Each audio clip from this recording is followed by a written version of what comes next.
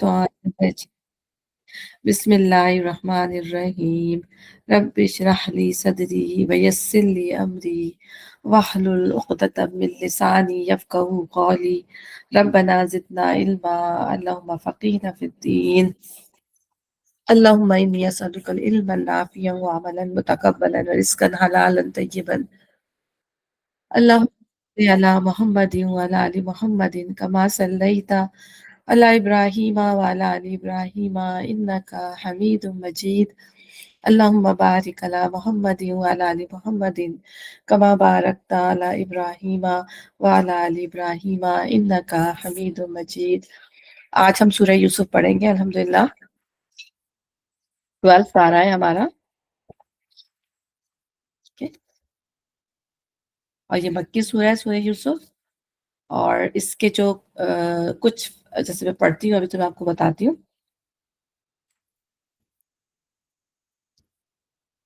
ठीक है, औज़ु बिल्लाहि मिनश शैतानिर रजीम बिस्मिल्लाहिर रहमानिर रहीम अलिफ लाम रा तिल्का आयातुल किताबिल मुबीन इन्ना अंज़लनाहु क़ुरआनन अरबिय्यन लअल्लकुम ताक़िलून नहनु नक़ुस्सु अलैका अहसनल क़ससि बिमा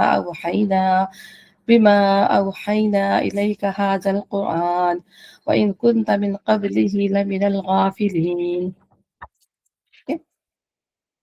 अलिफ लाम रा ये इस किताब की आयत हैं जो अब अपना मुद्दा साफ साफ बयान करती हैं। हमने इसे नाजिल किया है कुरान बनाकर अरबी ज़बान में ताकि तुम अहले अरब इसको अच्छी तरह समझ सको। यानी कुरान की जो आयत है वो बहुत यानी मुबीन के यहाँ पे आया है ना आयातुल अलिफ लाम रा तो हमें पता है हुरूफ मुक़त्तआत हैं, ठीक है ना। अब हम जब हमें पढ़ा है कि जब भी हुरूफ मुक़त्तआत आते हैं तो कुरान की तारीफ आती है। हम पढ़ अभी पीछे पढ़ के जा चुके हैं कि मुफस्सिलात है कुरान की आयत है। अब यहाँ पे मुबीन मुबीन के माने क्या है? क्लियर और बेस्ड ऑन एविडेंस, बहुत ही क्लियर है और एविडेंस के ऊपर जो है वे बेस करती हैं, बहुत डिटेल्ड है और इसकी हर आयत दूसरी आयत से डिस्टिंक्ट है। यानी हर आयत के अंदर कोई दूसरी बात बताई जा रही होती है। और यानी ये कुरान जो है वो खुद ही क्लियर है, उसकी उसका जो हराम है वो हराम है, इसका जो हलाल है वो हलाल है, उसने जो गलत बता दिया वो गलत है और जो सही बता दिया वो सही है। कोई कंफ्यूजन नहीं है। कुरान कोई रिडल नहीं है कि जो है कोई पहेली हो, ठीक है ना, जो हमें पूछना हो, या कोई पजल नहीं है कुरान, ठीक है। साफ साफ सीधी अल्फाज में समझ आने वाली किताब है। दूसरी बात ये कि जो दूसरी चीज़ों को अंडरस्टैंड करने में मदद, एक तो ये कि खुद ही क्लियर है, इसके अलावा जो है वो दूसरी चीज़ों को अंडरस्टैंड करने में मदद देती है। और तीसरी चीज़ ये कि जो दलील और हुज्जत से हर बात को साबित करती है। यानी अल्लाह ताला ने जो बात भी कुरान के अंदर बयान की है, उसके अंदर कोई ना कोई दलील है और कोई ना कोई हुज्जत अल्लाह ने बयान की है। और ये अल्लाह की किताब है, ठीक है ना, और ये कोई ह्यूमन थॉट्स नहीं है, अल्लाह के वर्ड्स हैं। बाकी आप देखें दुनिया की जितनी भी किताबें होती हैं वो ह्यूमन थॉट्स होते हैं और जो ह्यूमन थॉट्स होते हैं वो जो चेंज होते रहते हैं, ठीक है ना, वक्त के साथ साथ उसमें तब्दीली आती है। ज़ाहिर है इंसान का दिमाग जो है वो लिमिटेड है, अपने लिमिटेड दिमाग से इंसान सोचता है ना। तो जो जो ह्यूमन थॉट्स नहीं है, ज़ाहिर है अल्लाह की है, तो अल्लाह ने जो बात कह दी वो कह दी, उसके अंदर अब कोई तब्दीली, अल्लाह ताला कहना जो हमने फैसले कर दिए उसमें आप कोई भी तब्दीली नहीं कर सकता। और अल्लाह आलिमुल गैब व शहादा है, ठीक है ना। अगर किसी और की तरफ से होता तो बहुत इख्तिलाफ होते। फिर अल्लाह ताला फरमा रहे हैं कि कुरान को अल्लाह ताला ने अरबी ज़बान में नाज़िल किया, क्योंकि वो अरब का ज़माना था, लोग अरबी बोलते थे। अगर किसी और ज़बान में नाज़िल किया जाता तो वो नहीं समझ में आता। लेकिन हम अगर ये हम भी ये वो कर सकते हैं कि भई ये हमारी ज़बान तो नहीं है, हमें कैसे समझ में आएगी? लेकिन अल्लाह ताला ने इसके लिए हमारे लिए इंतज़ाम कर दिया कि ऑलमोस्ट दुनिया की हर ज़बान के अंदर जो है कुरान का तर्जुमा हो चुका है। तो अब यहाँ पे किसी के पास कोई उज़्र नहीं है कि वो ये कह सके हमें कुरान नहीं समझ में आया, ठीक है ना? अच्छा, अब यहाँ पर जो है सूरह यूसुफ को अहसनुल कसस कहा गया है, ठीक है? अहसनुल कसस बेहतरीन स्टोरी, सबक हासिल करें, ठीक है ना? तो बेहतरीन स्टोरी क्यों है? ताकि हम उसके फुट स्टेप को फ़ॉलो करें। बेस्ट स्टोरी है, हमने कभी पढ़ी और नहीं होगी और ना कभी सुनी होगी, क्योंकि ये स्टोरी जो है अल्लाह सुब्हानहू व तआला ने उतारी है। बनी इस्राइल को पहले ये कहानी पता थी, लेकिन जिस तरह अल्लाह ने सूरह यूसुफ में कुरान के अंदर जो उतारी है, वो उन्होंने अपनी ज़िंदगी में पहली दफ़ा इस तरह सुनी होगी, जिस तरह अल्लाह ताला ने उसको यहाँ बयान किया। ज़ाहिर है उन्होंने तो अपनी किताबों में इतनी चेंजेस कर दी कि اگر بائبل کو پڑھیں تو بالکل مطلب زمین اور آسمان کا فرق ہے، اور اس میں انہوں نے رسولوں کی اور اس طرح سے انہوں نے مطلب ان کی شخصیتوں کو داغدار کیا ہے کہ انسان کو پڑھتے ہوئے بھی شرم آتی ہے، کیونکہ سٹوری جو سب سے زیادہ افیکٹو ہوتی ہیں ان کا جو ہے اس میں ٹیچنگ کس طرح کی گئی ہے، اس میں آپ کو بتایا کیا گیا ہے، آپ نے اس سے لیسن کیا حاصل کیا گیا ہے، ٹھیک ہے نا؟ تو سب سے پہلی جو چیز اسٹوری کو بہترین بناتی ہے وہ پہلی چیز ہے اس کا آتھر کون ہے، ٹھیک ہے نا؟ تو کہانی تو لوگ ظاہر کوئی بھی بک لیتے ہیں تو پہلے آتھر کو دیکھتے ہیں کہ اس کا آتھر کون ہے، تب ہم پڑھیں گے، ٹھیک ہے نا؟ تو آپ اللہ رب العزت ہے اس کا آتھر جس نے اس کو اتارا ہے، پھر اس کا پلاٹ کیا ہے، اس میں سسپینس ہے، کنٹینٹ اس کے سچ پہ مبنی ہو، ٹرو کہانی ہو، اس کے آبجیکٹیوز جو ہیں وہ ایسے ہوں کہ پیپل جو ہے اسے لیسن حاصل کر سکیں، پھر کریکٹر جس کے کہانی گھوم رہی ہے، کتنا بہترین کریکٹر ہے یوسف علیہ السلام کا، ٹھیک ہے نا؟ اللہ تعالیٰ نے پوری، ہم یہ دیکھتے ہیں کہ پوری سورہ یوسف اللہ تعالیٰ نے ایک ساتھ اتار دی، پھر پورے قرآن میں کہیں اس طرح کا تذکرہ نہیں ہے، پورے انبیاؤں کے جو تذکرے آ رہے ہیں وہ جگہ جگہ جو ہے مختلف طریقوں سے آ رہے ہیں نا، تھوڑے تھوڑے، ابھی کوئی اللہ تعالیٰ ہمیں لیسن دینے کے لیے واقعے کو کسی اور طریقے سے پیش کرتا ہے، کہیں اور پر کسی اور طریقے سے پیش کرتا ہے یا اور ڈیٹیل میں پیش کرتا ہے، لیکن یوسف علیہ السلام کا جو واقعہ تھا وہ پوری کی پوری ڈیٹیل میں ایک ہی ساتھ اتار دیا گیا۔ پھر ہم یہ دیکھتے ہیں کہ پوری جو اسٹوری لائن ہے وہ آپ یہ دیکھیں گے اس میں اس میں گڈ پلاٹ ہے، اس میں پروفٹس کے بارے میں، ان کے رائٹس پرسنس کے بارے میں ہے، اس میں بزنس کے بارے میں، عورتوں کے فتنے کے بارے میں ہے، ٹھیک ہے نا؟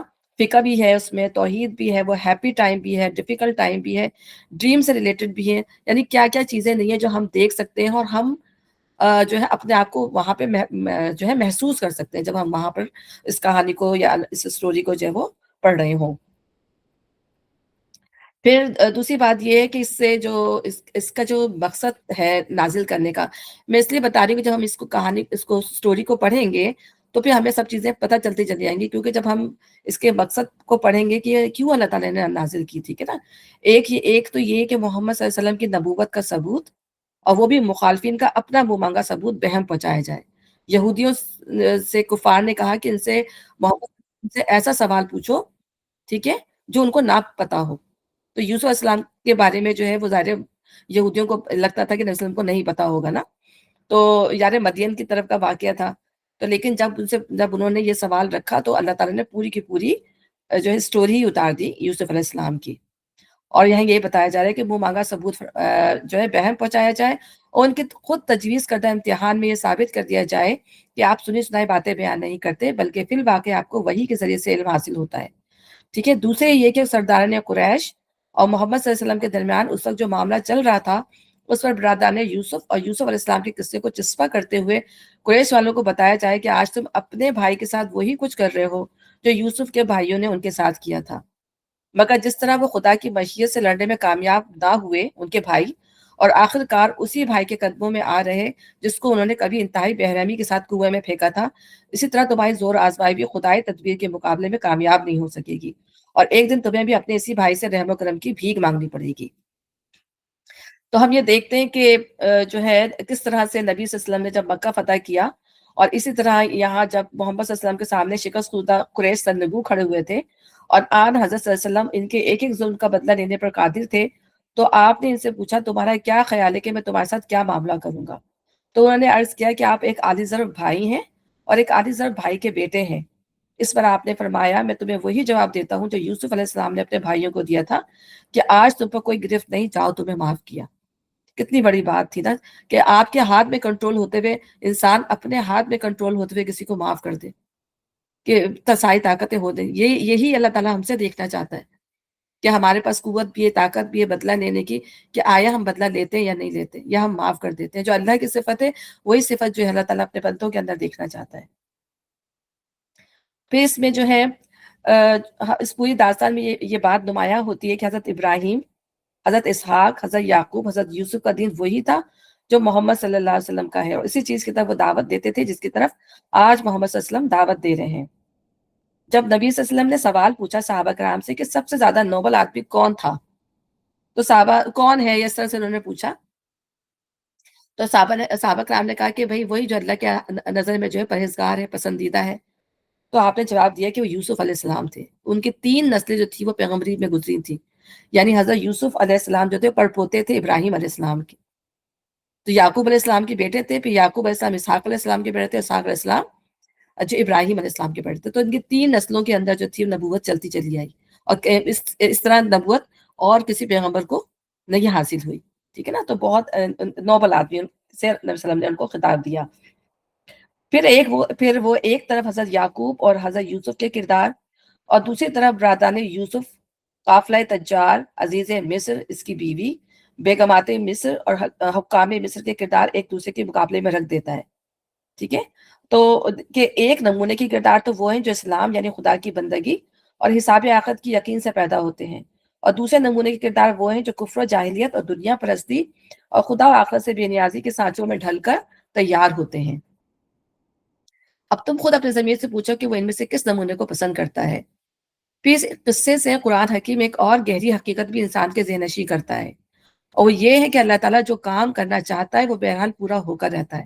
اور ہم نے دیکھا کہ اللہ کی حکمت ہمیں کتنی نظر آئے گی جب اس واقعے کو پڑھیں گے. پورا کا پورا حکمت پہ مبنی یہ جو تھی سٹوری تھی. انسان اپنی تدبیروں سے اس کے منصوبوں کو روکنے اور بدلنے میں کبھی کامیاب نہیں ہو سکتا. بسا اوقات انسان ایک کام اپنے منصوبے کی خاطر کرتا ہے اور سمجھتا ہے کہ میں نے ٹھیک نشانے پہ تیر مار دیا, مگر نتیجے میں ثابت ہوتا ہے کہ اللہ نے اسی کے ہاتھوں سے وہ کام دے دیا جو اس کے منصوبے کو خلاف اللہ کے منصوبے کے عین مطابق تھا. یوسف علیہ السلام کے بھائی جب ان کو کنویں میں پھینک رہے تھے تو ان کا گمان تھا کہ ہم نے اپنی راہ کے کانٹے کو ہمیشہ کے لیے ہٹا دیا. ٹھیک ہے نا, مگر فی الواقع انہوں نے یوسف کو اس بامی عروج کی پہلی سیڑھی پر اپنے ہاتھوں سے لا کھڑا کیا جس پر اللہ ان کو پہنچانا چاہتا تھا. ٹھیک ہے نا, اور اسی طریقے سے عزیز مصر کی بیوی جس کو زلیخا کہا جاتا تھا, یوسف کو قید خانے بھجوا کر اپنے نزدیک تو ان سے انتقام لے رہی تھی, مگر فی الواقع اس نے ان کے لیے تخت سلطنت پہ پہنچنے کا راستہ صاف کیا, اور اپنی اس تدبیر سے خود اپنے لیے اس کی سوا کچھ نہ کمایا کہ وقت آنے پر فرما روائے ملک کی مربیت لانے کے بجائے اس کو علل اعلان اپنی خیانت کے اعتراف کی شرمندگی اٹھانی پڑی. تو حقیقت کی گواہی دیتی ہے کہ اللہ جسے اٹھانا چاہتا ہے ساری دنیا مل کر بھی اس کو نہیں گرا سکتی, بلکہ دنیا جس تدبیر کو اس کو گرانے کے لیے نہایت کارگر اور یقینی تدبیر سمجھ کے اختیار کرتی ہے, اللہ اسی تدبیر سے اس کی اٹھنے کی صورتیں نکال دیتا ہے. بہت ہی خوبصورت باتیں ہیں یہ. مگر سب سے بڑا سبق جو اس قصے سے ملتا ہے وہ یہ ہے کہ ایک مرد مومن اگر حقیقی اسلامی سیرت رکھتا ہو اور حکمت سے بہریاب ہو تو محض اپنے اخلاق کے زور سے ایک پورے ملک کو فتح کر سکتا ہے. یوسف علیہ السلام کو دیکھیے, 17 برس کی عمر, تن تنہا, بے سر و سامان, اجنبی ملک, اور پھر کمزوری کی انتہا یہ کہ غلام بنا کر بیچے گئے ہیں. تاریخ کے اس دور میں غلاموں کو جو حیثیت تھی وہ کسی سے پوشیدہ نہیں. اس پر مزید یہ کہ ایک شدید اخلاقی جرم کا الزام لگا کے انہیں جیل بھیج دیا گیا جس کی میعاد سزا بھی کوئی نہیں تھی. اس حالت تک گرا دیے جانے کے بعد وہ محض اپنے ایمان اور اخلاق کے بل پہ اٹھتے ہیں اور بالآخر پورے ملک کو مسخر کر لیتے ہیں. تو یہ تھی اس کی جو سمرائز میں نے کر دیا. تو جب میں نے اس لیے بتایا کہ جب ہم اس کو پڑھیں تو ہمیں اس کا جو ہے پتہ ہو کہ یہ کس منظر میں جو ہے یہ آیت یہ سورہ جو ہے وہ اتری ہے.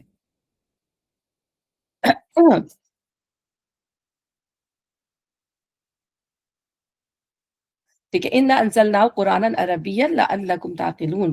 دیکھو ہم اس کو پڑھتے ہیں, اس کو ریسائٹ کرتے ہیں, اس کو ہر وقت ہم نماز میں بھی پڑھتے ہیں, ویسے بھی ہم پڑھتے ہیں, اور پھر ہم یہ دیکھتے ہیں کہ قرآن میں جو ورڈ ہے وہ قرآن کے جو ورڈ مل کر پھر سینٹنسز بنے ہیں. پھر وہ سینٹنسز جو ہے وہ جیسے جو ورڈ ہیں وہ جوائن ہو کے جو ہیں وہ پھر سینٹنس کی صورت میں فارم ہوا. اللہ کہہ رہے ہیں نا کہ ہم نے جو ہے نازل کیا قرآن عربی بنا کر تاکہ تم اہل عرب اس کو اچھی طرح سمجھ سکو. تو جب قرآن کی عربی ہمیں سیکھنی ہوتی ہے تو ہم پہلے لفظ سے سٹارٹ کرتے ہیں. اس کے جو میں نے آپ کو بتایا تھا روٹ ورڈز جو ہوتے ہیں اس سے سٹارٹ کرتے ہیں, اس سے ورڈ بنتے ہیں, پھر ورڈ سے سینٹینسز بنتے ہیں. ٹھیک ہے نا, سمجھنے کے لیے. اور تمام جتنے بھی میسیجز اس کے اندر دیے ہوئے ہیں وہ تمام جتنی بھی جو اللہ کی پچھلی کتابیں آ چکی ہیں وہ تمام میسیجز اس میں دیے گئے تھے. اس میں تمام کے تمام میسیجز اس کے اندر اللہ تعالیٰ نے جمع کر دیے ہیں. اور ہم یہ دیکھتے ہیں کہ all of major sciences of the world, دنیا کی جو جتنی بھی میجر سائنسز ہیں, فلسفہ ہے, جو کچھ بھی ہے وہ بھی جو ہے قرآن کے اندر کہیں نہ کہیں ہمیں کسی نہ کسی صورت میں جو ہے وہ نظر آ رہا ہوتا ہے.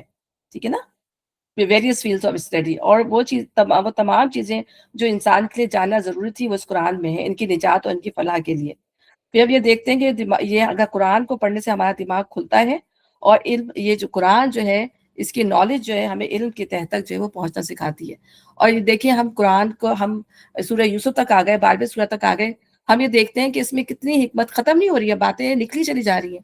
میں یہی بولتی ہوں میں کیا دوں گی، میں درس کیا دوں گی، لیکن جب میں پڑھنے بیٹھتی ہوں یا میں لیکچر سنتی ہوں تو پھر اتنا کچھ اس میں مواد ہوتا ہے، میں کہتی ہوں واقعی اللہ کی باتیں جو ہے وہ لکھنے سے ختم نہیں ہو سکتی، اتنا کچھ ہے اس کے اندر، ٹھیک ہے نا. لیکن سب سے بڑی بات یہی ہے کہ عمل کرنے کی، اللہ تعالیٰ عمل کرنے کی توفیق دے. باتیں بہت ہیں لیکن اللہ تعالیٰ ہمیں اس پر عمل کرنے والا بھی بنائے رب العزت. اے محمد صلی اللہ علیہ وسلم، ہم اس قرآن کو تمہاری طرف وحی کر کے بہترین پیرائے میں واقعات اور حقائق تم سے بیان کرتے ہیں، ورنہ اس سے پہلے تو ان چیزوں سے تم بالکل بے خبر تھے. یعنی نبی صلی اللہ علیہ وسلم تو عالم الغیب نہیں تھے. تو یہ کچھ جو کچھ بھی اللہ تعالیٰ بتا رہے ہیں تو اللہ تعالیٰ کہہ رہے ہیں کہ یہ ہمارا احسان ہے کہ ہم نے تمہیں اندھیرے میں نہیں رکھا. جو بھی معاملات ہیں، واقعات ہیں، لوگ تم سے پوچھتے ہیں، ہم اس کو ایز اٹ از تمہارے آگے بیان کر دیتے ہیں. یہ اس وقت کا ذکر ہے جب یوسف علیہ السلام نے اپنے باپ سے کہا بجان میں نے خواب دیکھا ہے کہ 11 ستارے ہیں اور سورج اور چاند ہیں، وہ مجھے سجدہ کر رہے ہیں. جواب میں اس کے باپ نے کہا بیٹا اپنا یہ خواب اپنے بھائیوں کو نہ سنانا ورنہ وہ تیرے در پر آزار ہو جائیں گے. ٹھیک ہے نا. آپ یہ دیکھیں کہ اس زمانے میں یہ علم جو تھا جو ڈریمز کا، یہ بہت زیادہ عروج پر تھا. ٹھیک ہے. لوگ خواب دیکھتے تھے، خوابوں کی تعبیر بتائی جاتی تھی. اور ظاہر ہم نے بتایا کہ نبی جو بھی آتے ہیں وہ اس دور کے جو چل رہی ہوتی ہیں چیزیں، جو اسکلز ہوتی ہیں یا جو بھی باتیں ہوتی ہیں، اسی کے حساب سے جو ہے وہ نبیوں کو بھی اللہ تعالیٰ اتنی حکمت دیتا ہے کہ اسی حساب سے کرتے ہیں. تو اس زمانے میں یہ چیز چاہے بتا دیکھیں اب موسیٰ علیہ السلام کے زمانے میں جادوگری کتنی زیادہ تھی، تو اللہ تعالیٰ نے اسی ذریعے سے جو ہے ان کو نیچا دکھایا. ٹھیک ہے نا. حالانکہ وہ جادو نہیں تھا جو موسیٰ علیہ السلام کو دیا گیا تھا، لیکن اسی طرح کی چیز دی گئی تھی نا، تاکہ ان کو اسی کے ذریعے اللہ تعالیٰ زیر کرے. تو یہاں پر اسی طریقے سے کہ وہ، اور یہ obvious یہ چیز جب یوسف علیہ السلام نے اپنے والد کو یہ خواب سنایا تو یہ obvious تھی کہ 11 ستارے داروں کے 11 بھائی تھے اور خود ملا کے 12 تھے، اور جو سورج اور چاند تھے ان کے ماں باپ تھے. اور سمجھ گئے تھے حضرت یعقوب علیہ السلام بھی، لیکن انہوں نے کیا کہہ دیا کہ اپنے بھائیوں کو یہ خواب نہیں سنانا، کیونکہ یہ چیز جو ہے یہ حسد کا باعث بنے گی. ویسے ہی وہ حسد کرتے تھے یوسف علیہ السلام سے، تو وہ تمہیں نقصان نہ پہنچا دے. ٹھیک ہے نا. تو انہوں نے پہلے ہی ان کو متنبع کر دیا. پھر دیکھیں یہ تمام جو ہے یہ حکمتیں جو ہیں وہ پیغمبروں کو دی گئیں، اور کسی انسان کو بھی، کسی اچھے انسان کو، صالح انسان کو بھی یہ حکمت اللہ تعالیٰ دے سکتا ہے. اور پھر ہم یہ دیکھتے ہیں کہ یہ یہاں پر خواب کو حقیقت بننے میں کتنے سال لگے اور ان کو کس فیز سے گزرنا پڑا، کن کن فیزز سے گزرنا پڑا جب وہ جا کے یہ خواب جو ہے وہ حقیقت بنا. باپ نے کہا بیٹا اپنا یہ خواب اپنے بھائیوں کو نہ سنانا ورنہ وہ تیرے در پر آزار ہو جائیں گے. حقیقت یہ کہ شیطان آدمی کا کھلا دشمن ہے اور ایسا ہی ہوگا جیسے تو نے خواب میں دیکھا ہے. تیرا تجھے اپنے کام کے لیے منتخب کرے گا اور تجھے باتوں کی تہ تک پہنچنا سکھائے گا، اور تیرے اوپر آل یعقوب پر اپنی نعمت اسی طرح پوری کرے گا جس طرح اس سے پہلے وہ تیرے بزرگوں ابراہیم اور اسحاق پر کر چکا ہے.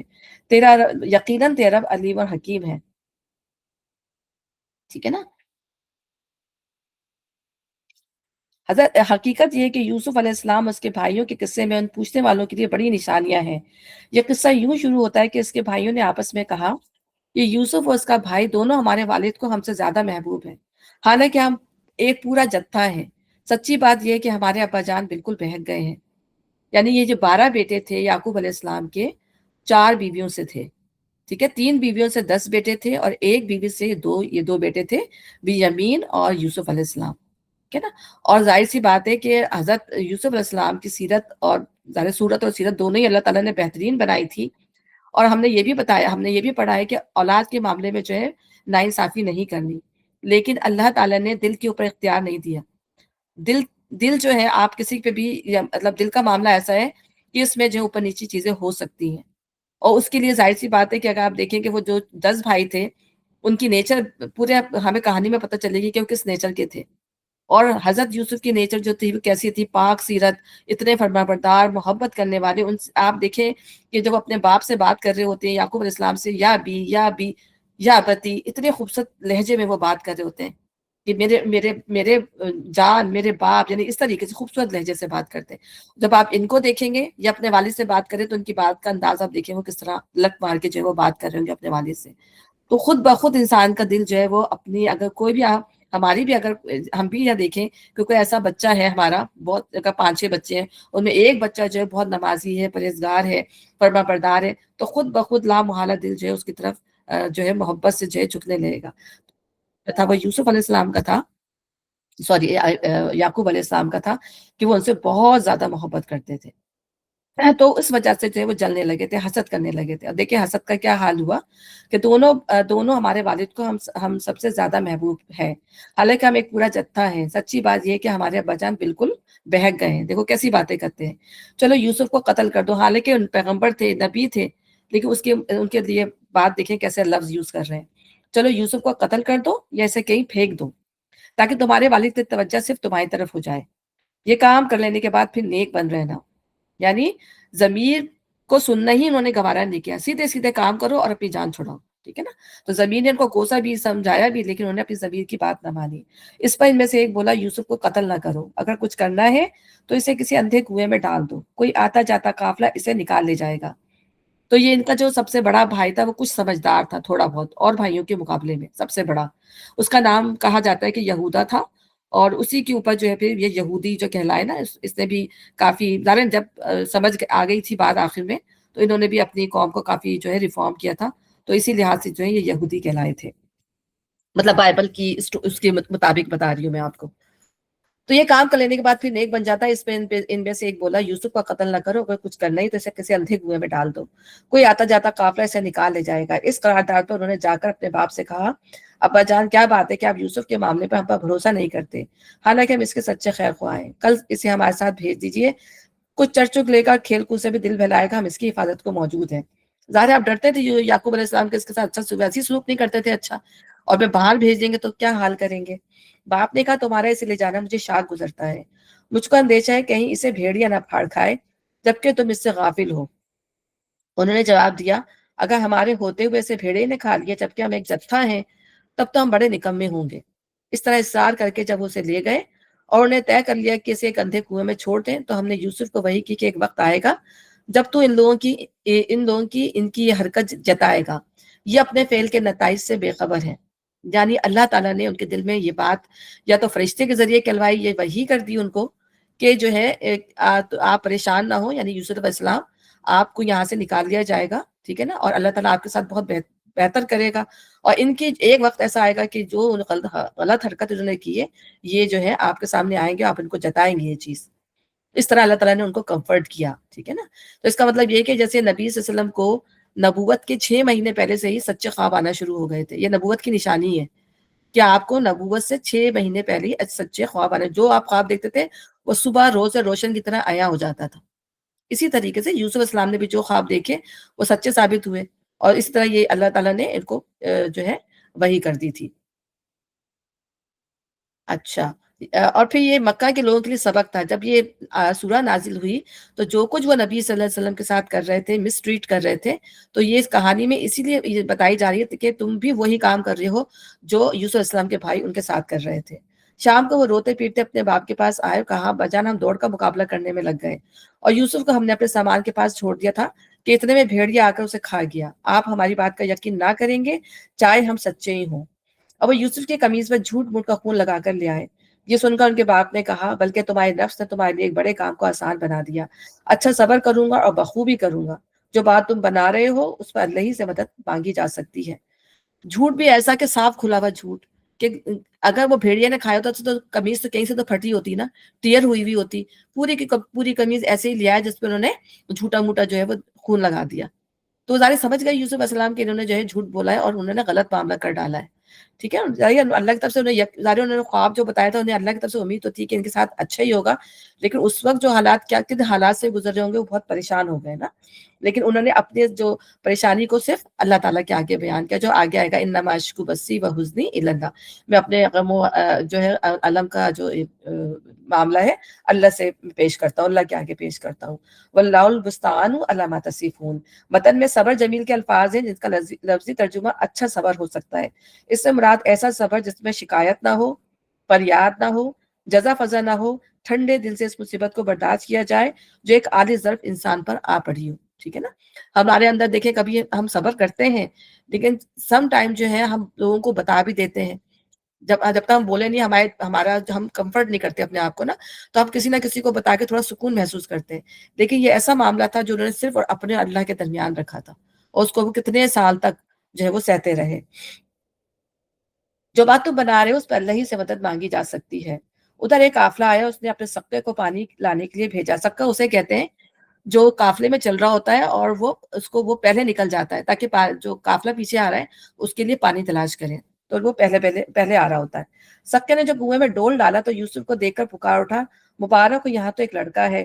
ان لوگوں نے اس کو مال تجارت سمجھ کے چھپا لیا، حالانکہ جو کچھ وہ کر رہے تھے اللہ اس سے باخبر تھا، کہ وہ جو حرکت کر رہے تھے انہیں چھپا لیا کہ اگر کوئی قافلے میں دیکھ لے گا تو ہم سے تقاضا کرے گا، ٹھیک ہے نا، اور ہمیں تو اس کو بیچنا ہے، اس سے پیسے لینے ہیں، تو انہیں اس کو چھپا لیا۔ آخرکار انہوں نے اس کو تھوڑی سی قیمت پر چند درہموں کے عوض بیچ ڈالا، اور وہ اس کی قیمت کے معاملے میں کچھ زیادہ کے امیدوار نہیں تھے۔ ظاہر ہے ایک پڑا ہوا لڑکا مل گیا، اور ظاہر کپڑے بھی نہیں جسم کے اوپر، انہوں نے کہا پتہ نہیں کہاں سے آیا ہے، تو اس کے معاملے میں انہیں کوئی زیادہ توقع نہیں تھی۔ اچھا، مصر کے جس شخص نے اسے خریدا، اس نے اپنی بیوی سے کہا، اس کو اچھی طرح رکھنا بعید نہیں کہ یہ ہمارے لیے مفید ثابت ہو یا ہم اسے بیٹا بنا لیں۔ اس طرح ہم نے یوسف کے لیے اس سرزمین میں قدم جمانے کی صورت نکالی اور اسے معاملہ فہمی کی تعلیم دینے کا انتظام کیا۔ یعنی مصر کا یہ جو شخص تھا اس کو اللہ تعالیٰ نے عزیز کے نام سے، عزیز اسے کہتے ہیں جو ہائی اتھارٹی پہ ہوتا ہے نا، جیسے یہ جو تھا اس کو کہا جاتا ہے کہ یہ شاہی خزانے کا افسر تھا، یہ جو مصر کا جو یہ عزیز تھا، تو اس نے خریدا۔ دیکھیں اس کی آپ دور اندیشی دیکھیں کہ اس نے جب دیکھا یوسف علیہ السلام کو اور جب بات کی ہوگی تو یہ سمجھ گیا کہ یہ کوئی انمول ہیرا ہے، سمجھ گیا وہ، اور اس نے جو ہے لے لیا، خرید لیا فوراً نا ان کو، یوسف علیہ السلام کو۔ اچھا، اسکالرز جو ہیں، بلکہ کہا جاتا ہے کہ عبداللہ بن مسعود نے کہا کہ 3 لوگوں کے بارے میں جو ہے کہا جاتا ہے کہ بہت گریٹ انسائٹ تھی ان کی، بہت گریٹ انسائٹ کا مطلب ہوتا ہے بہت زیادہ دور اندیش تھے اور لوگوں کو دیکھ کے پہچان جایا کرتے تھے۔ ان میں سے ایک تو یہ عزیز مصر ہے، جیسے وہ یوسف علیہ السلام کو دیکھ کر پہچان گئے اور فوراً ہی ان کو لے آئے، اور ان کو نہ صرف لے آئے بلکہ گھر کے سارے انتظام بھی ان کے ہاتھ میں دے دیے۔ اتنا زیادہ بھروسہ کر لیا، آپ یہ دیکھیں، تو یہ دور اندیشی ہوتی ہے نا آپ کی۔ اسی طریقے سے شعیب جو تھے مدین میں، جب آپ لوگ پڑھیں گے آپ کو پتا ہوگا کہ جنہوں نے موسیٰ علیہ السلام سے اپنی بیٹی کی شادی کی تھی، تو جو ان کی جو بیٹی تھی وہ بھی بہت دور اندیش تھی، یعنی موسیٰ علیہ السلام کی جو وائف تھی وہ بھی بہت دور اندیش تھی، کیونکہ انہوں نے ہی اپنے والد سے کہا تھا کہ ان کو جو ہے آپ جو ہے اس کے لیے رکھ لیں، کام کے لیے رکھ لیں، اور یہ بہت ہی نیک انسان ہے، تو وہ پہچان گئی تھی یہ کتنے نیک انسان ہیں موسیٰ علیہ السلام کو۔ اور تیسرے جو ہیں ابو بکر کے بارے میں کہا جاتا ہے کہ آپ جو تھے وہ بہت دور اندیش تھے، اور سب سے بڑی مثال تو یہ کہ آپ نے دیکھے جو حضرت عمر کو سیکنڈ خلیفہ بنایا، آپ دور اندیشی تھی نا کہ آپ نے، لوگ نہیں چاہتے تھے آپ کو حضرت عمر کو بنانا، اس لیے کہ حضرت عمر کو اس لحاظ سے نہیں کہ ان میں تقویٰ نہیں تھا بلکہ بہت سخت نیچر کے تھے نا، تو ڈرتے تھے لوگ ان سے اس وجہ سے۔ لیکن حضرت ابو بکر نے پہچانا کہ نہیں، حضرت عمر سے زیادہ کوئی بہتر نہیں ہوگا، اور آپ نے جو ہے ان کو بھی خلیفہ بنایا، اور اس کے علاوہ بھی اور بھی مثالیں ابو بکر کی۔ تو یہ انسائٹ جو آپ کہیں کہ گریٹ انسائٹ تھی ان کے اندر، تو اس کے بارے میں بہت تعریف آتی ہے۔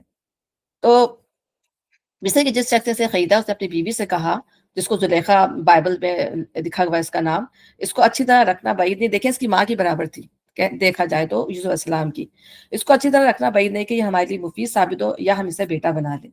اس طرح ہم نے یوسف کے لیے اس سرزمین میں قدم جمانے کی صورت نکالی۔ ظاہر ہے وہ کہاں سے آئے تھے، گاؤں دیہات سے آئے تھے نا، کنعان میں جہاں پر وہ رہتے تھے وہ دیہات کا علاقہ تھا نا، اس طرح کا علاقہ زیادہ متمدن علاقہ نہیں تھا، لیکن یہ جو مصر میں آئے وہ متمدن علاقہ تھا، شہر کا علاقہ تھا، اور پھر قدم جمانے کی صورت نکالی، اسے معاملہ فہمی دینے کا انتظام کیا۔ یعنی مصر میں ان سے جو اللہ تعالیٰ اس وقت کے سب سے زیادہ متمدن اور ترقی یافتہ ملک، یعنی مصر میں ان سے جو کام لینا چاہتا تھا، اس کے لیے جس واقفیت، جس تجربے اور جس بصیرت کی ضرورت تھی، اس کے نشوونما کا کوئی موقع بدوی زندگی میں نہ تھا۔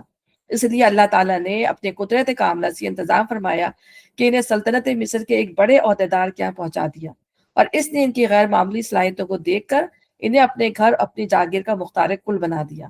اس طرح یہ موقع پیدا ہو گیا کہ ان کی تمام قابلیتیں پوری طرح نشوونما پا سکے جو اب تک بروئے کار نہیں آئی تھی، اور انہیں ایک چھوٹی جاگیر کے انتظام سے وہ تجربہ حاصل ہو جائے جو آئندہ ایک بڑی سلطنت کا نظم و نسق چلانے کے درکار تھا۔ کتنی اللہ تعالیٰ کی آپ دیکھیں حکمتیں نظر آتی رہیں گی، بہت اچھا لگے گا پڑھتے پڑھتے۔ اللہ اپنا کام کر کے رہتا ہے مگر اکثر لوگ جانتے نہیں، اور جب وہ اپنی پوری جوانی کو پہنچا تو ہم نے اسے قوت فیصلہ اور علم عطا کیا۔ قرآن کی زبان میں ان الفاظ سے مراد نبوت عطا کرنا ہوتا ہے، اور حکم کے معنی قوت فیصلہ کے بھی ہیں اور اقتدار کے بھی ہیں۔ بس اللہ کی طرف سے کسی بندے کو حکم عطا کیے جانے کا مطلب یہ ہوا کہ اللہ تعالیٰ نے اسے انسانی زندگی کے معاملات میں فیصلہ کرنے کی اہلیت بھی عطا کی اور اختیارات بھی تفویض فرمائے۔ رہا علم، تو اس سے مراد وہ خاص علم حقیقت ہے جو انبیاء کو وحی کے ذریعے سے براہ راست دیا جاتا ہے۔ اس طرح ہم نیک لوگوں کو جزا دیتے ہیں۔ جس عورت کے گھر میں وہ تھا وہ اس پر ڈورے ڈالنے لگی اور ایک روز دروازے بند کر کے بولی آ جا۔ یوسف نے کہا خدا کی پناہ، میرے رب نے تو مجھے اچھی منزلت بخشی اور میں یہ کام کروں؟ ایسے ظالم لوگ کبھی فلاح پایا نہیں کرتے۔ وہ اس کی طرف بڑھی اور یوسف بھی اس کی طرف بڑھتا اگر اپنے رب کی برہان نہ دیکھ لیتا۔ کہ مطلب یہ کہ نبی اگرچہ گناہ کرنے پر قادر ہوتا ہے، لیکن بشریت کی تمام صفات سے متصف ہونے کے باوجود اور جملہ انسانی جذبات، احساسات اور خواہشات رکھتے ہوئے بھی وہ ایسا نیک نفس اور خدا ترس ہوتا ہے کہ جان بوجھ کر کبھی گناہ کا قصد نہیں کرتا۔ وہ اپنے ضمیر میں اپنے رب کی ایسی زبردست حجتیں اور دلیلیں رکھتا ہے جن کے مقابلے میں خواہش نفس کبھی کامیاب نہیں ہونے پاتی، اور اگر نادانستہ سے کوئی لغزش سرزد ہو جاتی ہے تو اللہ تعالیٰ فوراً وحی کے ذریعے سے اس کی اصلاح فرما دیتا ہے، کیونکہ اس کی لغزش تنہا ایک شخصی لغزش نہیں ہے بلکہ پوری امت کی لغزش ہوتی ہے۔ ٹھیک ہے نا؟ تو اللہ تعالیٰ نے ان کو فوراً ہی ان کے دل میں یہ بات ڈال دی کہ یہ چیز غلط ہے، رک جائیں، ان کو فرم کر دیا اس چیز کے اوپر۔ دیکھیں نا، ایک تو وہ تو ایک کمزور تھے، ایک تو وہ غلام تھے اس گھر کے۔ سب سے بڑی یہ کہ وہ کوئی ویسے آدمی نہیں تھے کہ جو ہے بھائی وہ پورا اپنے گھر میں جیسے خود مختار بندہ ہو۔ غلاموں کی حیثیت ہی کیا تھی وہاں پر؟ ٹھیک ہے نا؟ اور گھر کی مالکہ جو ہے وہ دعوت فریب دے رہی تھی ان کو، ٹھیک ہے؟ تو اس وجہ سے بھی مجبور ہو گئے تھے، لیکن اللہ تعالیٰ نے ان کو اتنا فرم رکھا کہ انہوں نے اس کی دعوت کو انکار کر دیا۔ ایسا ہوا تاکہ ہم اس سے بدی اور بے حیائی کو دور کر دیں۔ کیوں اللہ تعالیٰ نے ان پہ یہ آزمائش ڈالی؟ یہ ان کی تربیت اور آزمائش تھی، ٹھیک ہے نا؟ اور یہ موقع اس لیے کہ تاکہ اس پہلی آزمائش پہ یہ پورے اتر جائیں، اس کے بعد ان کے اوپر یہ آزمائشیں اور بھی آنی تھی اسی طرح کی۔ تو اللہ تعالیٰ نے پہلی آزمائش میں جو ہے ان کو مضبوط کر دیا تاکہ وہ بعد کی آزمائشیں ان کو مشکل میں نہ ڈالیں۔ در حقیقت وہ ہمارے چنے ہوئے بندوں میں سے تھا۔ آخرکار یوسف اور وہ آگے پیچھے دروازے کی طرف بھاگے اور اس نے پیچھے سے یوسف کا قمیص کھینچ کر پھاڑ دیا۔ دروازے پہ دونوں نے اس کے شوہر کو موجود پایا۔ اسے دیکھتے ہی عورت کہنے لگی کیا سزا ہے اس شخص کی جو تیری گھر والے پر نیت خراب کرے؟ اس کے سوا اور کیا سزا ہو سکتی ہے؟ وہ قید کیا جائے یا اسے سخت عذاب دیا جائے؟ یوسف نے کہا یہی مجھے پھانسنے کی کوشش کر رہی تھی۔ اس عورت کے اپنے کنبے والوں میں سے ایک شخص نے قرینے کی شہادت پیش کی کہ اگر یوسف کا قمیص آگے سے پھٹا ہو تو عورت سچی ہے اور یہ جھوٹا، اور اگر اس کا قمیص پیچھے سے پھٹا ہو تو عورت جھوٹی اور یہ سچا۔ جب شوہر نے دیکھا کہ یوسف کا قمیص پیچھے سے پھٹا ہے تو اس نے کہا یہ تم عورتوں کی چالاکیاں ہیں، واقعی بڑے غضب کی ہوتی ہیں تمہاری چالیں۔ یوسف اس معاملے سے درگزر کر، اور اے عورت تو اپنے قصور کی معافی مانگ، تو ہی اصل میں خطا کار تھی۔ آپ اس معاشرے کا حال دیکھیں کہ سامنے مطلب چھپ کے بھی نہیں یہ چیزیں ہوتی تھی، بے حیائی کے جو فعل تھے ہم آج کے دور کو وہ کہتے ہیں، لیکن اس وقت آپ دیکھیں کتنے کھلے عام یہ چیزیں جو ہے فحاشی کی، یہ کوئی مطلب منع، کوئی تو روک نہ کوئی ٹوک، اور مرد بھی جو ہے وہ مجبور تھے، اگر اس کی بیوی نے کیا تھا تو مار ڈال کے اس کو ہٹا سکتا تھا، کچھ بھی نہیں کیا، بلکہ ان کے خاطر تو ان کو جیل میں جانا پڑا کہ وہ سب مجبور ہو گئے، انہوں نے جو ہے مجبور ہو کے ان کو جیل میں ڈلوایا کہ یہ قابو نہیں آ رہی تھی خواتین۔ یہاں پہ یہ آپ یہ دیکھیں حالات کیا تھے۔ شہر کی عورتیں آپس میں چرچا کرنے لگی کہ عزیز کی بیوی اپنے نوجوان غلام کے پیچھے پڑی ہوئی ہے، محبت نے اس کو بے قابو کر رکھا ہے، ہمارے نزدیک تو وہ سرئی غلطی کر رہی ہے۔ اس نے جو ان کی یہ مکرانہ باتیں سنی تو ان کو بھلاوا بھیج دیا اور ان کے لیے تکیہ دار مجلس آراستہ کی اور ضیافت میں ہر ایک کے آگے ایک چھری رکھ دی۔ پھر عین اس وقت جبکہ وہ پھل کاٹ کاٹ کر کھا رہی تھی، اس نے یوسف کو اشارہ کیا کہ ان کے سامنے نکل آ۔ ظاہر وہ مجبور تھے، غلام تھے، وہ نکل آئے۔ جب ان عورتوں کی نگاہ اس پر پڑی تو وہ دنگ رہ گئی اور اپنے ہاتھ کاٹ بیٹھی اور بے ساختہ پکار اٹھی حاشا للہ، یہ شخص انسان نہیں، یہ تو کوئی بزرگ فرشتہ ہے۔ کتنے زیادہ وہ خوبصورت ہوں گے، میں یہ کہتی ہوں۔ عزیز کی بیوی نے کہا دیکھ لیا، یہ ہے وہ شخص جس کے معاملے میں تو مجھ پر باتیں بناتی تھی۔ بے شک میں نے اسے رجھانے کی کوشش کی مگر یہ بچ نکلا۔ اگر یہ میرا کہنا نہ مانے گا تو قید کیا جائے گا اور بہت ذلیل و خوار ہوگا، یعنی پیچھے ہی پڑ گئی ان کی جان کے۔ تو بتائیں کتنی مشکل میں وہ ہوں گے، پریشانی میں وہ ہوں گے۔ یوسف نے کہا ہے میرے رب، قید مجھے منظور ہے بنسبت اس کے میں وہ کام کروں جو یہ لوگ مجھ سے چاہتے ہیں۔ نہ صرف وہ پیچھے پڑتی تھی بل وہاں کی عورتیں ہی فریفتہ ہو گئیں جنہوں نے دیکھا ان کو۔ تو ایک نشد دو شد، یعنی اتنی آگے پیچھے وہ سب کے سب ان کے پیچھے لگ گئی۔ اور اگر تو نے ان کی چالوں کو مجھ سے دفع نہ کیا تو میں ان کے دام میں پھنس جاؤں گا اور جاہلوں میں شامل ہو رہوں گا۔ کتنا میں نے کوشش کروں گا، مطلب ظاہر سی بات ہے انسان ایک حد تک ہی کوشش کر سکتا ہے نا، اور ایسا نہ ہو کہ پھر میرا نفس مجھ پر غالب آ جائے۔ تو وہ ڈر گئے اور نے کہا اللہ تعالیٰ اس برائی سے مجھے بتا دے، مجھے قید منظور ہے۔ تو جو نیک انسان ہوتا ہے وہ ایسی چیزوں سے جو ہے وہ پناہ چاہتا ہے، چاہے اس کو جو ہے مشکل حالات سے ہی گزرنا کیوں نہ پڑ جائے۔ اس سے ہمیں یہ بھی پتہ چلتا ہے کہ بعض دفعہ انسان کی کوئی خوبی جو ہوتی ہے انسان کے لیے آزمائش بن جاتی ہے. جیسے آپ دیکھیں کہ ان کی جو خوبصورتی تھی ان کے لیے آزمائش بن گئی. کتنا زیادہ ان کا جو مشکل جو تھا وہ وقت تھا. اور اسی طرح کسی کی ذہانت کسی کے لیے آزمائش بن جاتی ہے، کسی کا مال اس کے لیے آزمائش بن جاتا ہے، کسی کی اولاد اس کے لیے جو ہے وہ آزمائش بن جاتی ہے. کتنے حاسد کتنے دشمن جو ہے اس کے لیے پیدا ہو جاتے ہیں انسان کے لیے. خود دیکھیں جیسے کسی خاندان کے اندر جو ہے کوئی بچہ بہت ذہین پیدا ہو جائے، کسی کی اولاد بہت اچھی نکل جائے، تو دوسرے خاندان کے ایون کے بہن بھائی کے اندر بھی جو ہے وہ حسد کا جذبہ پیدا ہو جاتا ہے کہ یہ کیوں ترقی کر رہے ہیں، یہ کیوں اتنے ذہین ہیں، کتنے اعلیٰ پوسٹوں پہ فائز ہو گئے. تو یہ چیز ایسی ہے کہ انسان جو ہے اس کے اندر جو ہے اس سے حسد اور نفرتیں عداوتیں پیدا کر دیتی ہے یہ چیز انسان کے اندر. تو پھر ظاہر خوبصورتی تو کیا چیز ہوگی پھر. اس کے رب نے اس کی دعا قبول کی اور ان عورتوں کی چالیں اسے دفع کر دی. بے شک وہی ہے جو سب کی سنتا اور سب کچھ جانتا ہے. ٹھیک ہے نا. تو اس سے آپ کی شخصیت کی مضبوطی پتہ چلی ہے کہ آپ کی شخصیت کتنی مضبوط تھی. اور پھر یہ کہ آپ جیل میں رہنے سے بھی ظاہر سی بات ہے آپ کی شخصیت میں مضبوط اور مزید جو ہے مضبوطی پیدا آئی. پھر لوگوں کو یہ سوجی کہ ایک مدت کے لیے اسے قید کر دیں، حالانکہ وہ اس کی پاک دامنی اور خود اپنی عورتوں کے برے اعتبار کی سرہی نشانیاں دیکھ چکے تھے. ٹھیک ہے. یعنی اس طرح حضرت یوسف کا قید میں ڈالا جانا در حقیقت ان کی اخلاقی فتح اور مصر کے پورے طبقہ عمرہ حکام کی اخلاقی شکست کا اتمام و اعلان تھا. اب حضرت یوسف کوئی غیر معروف اور گمنام آدمی نہ رہے تھے.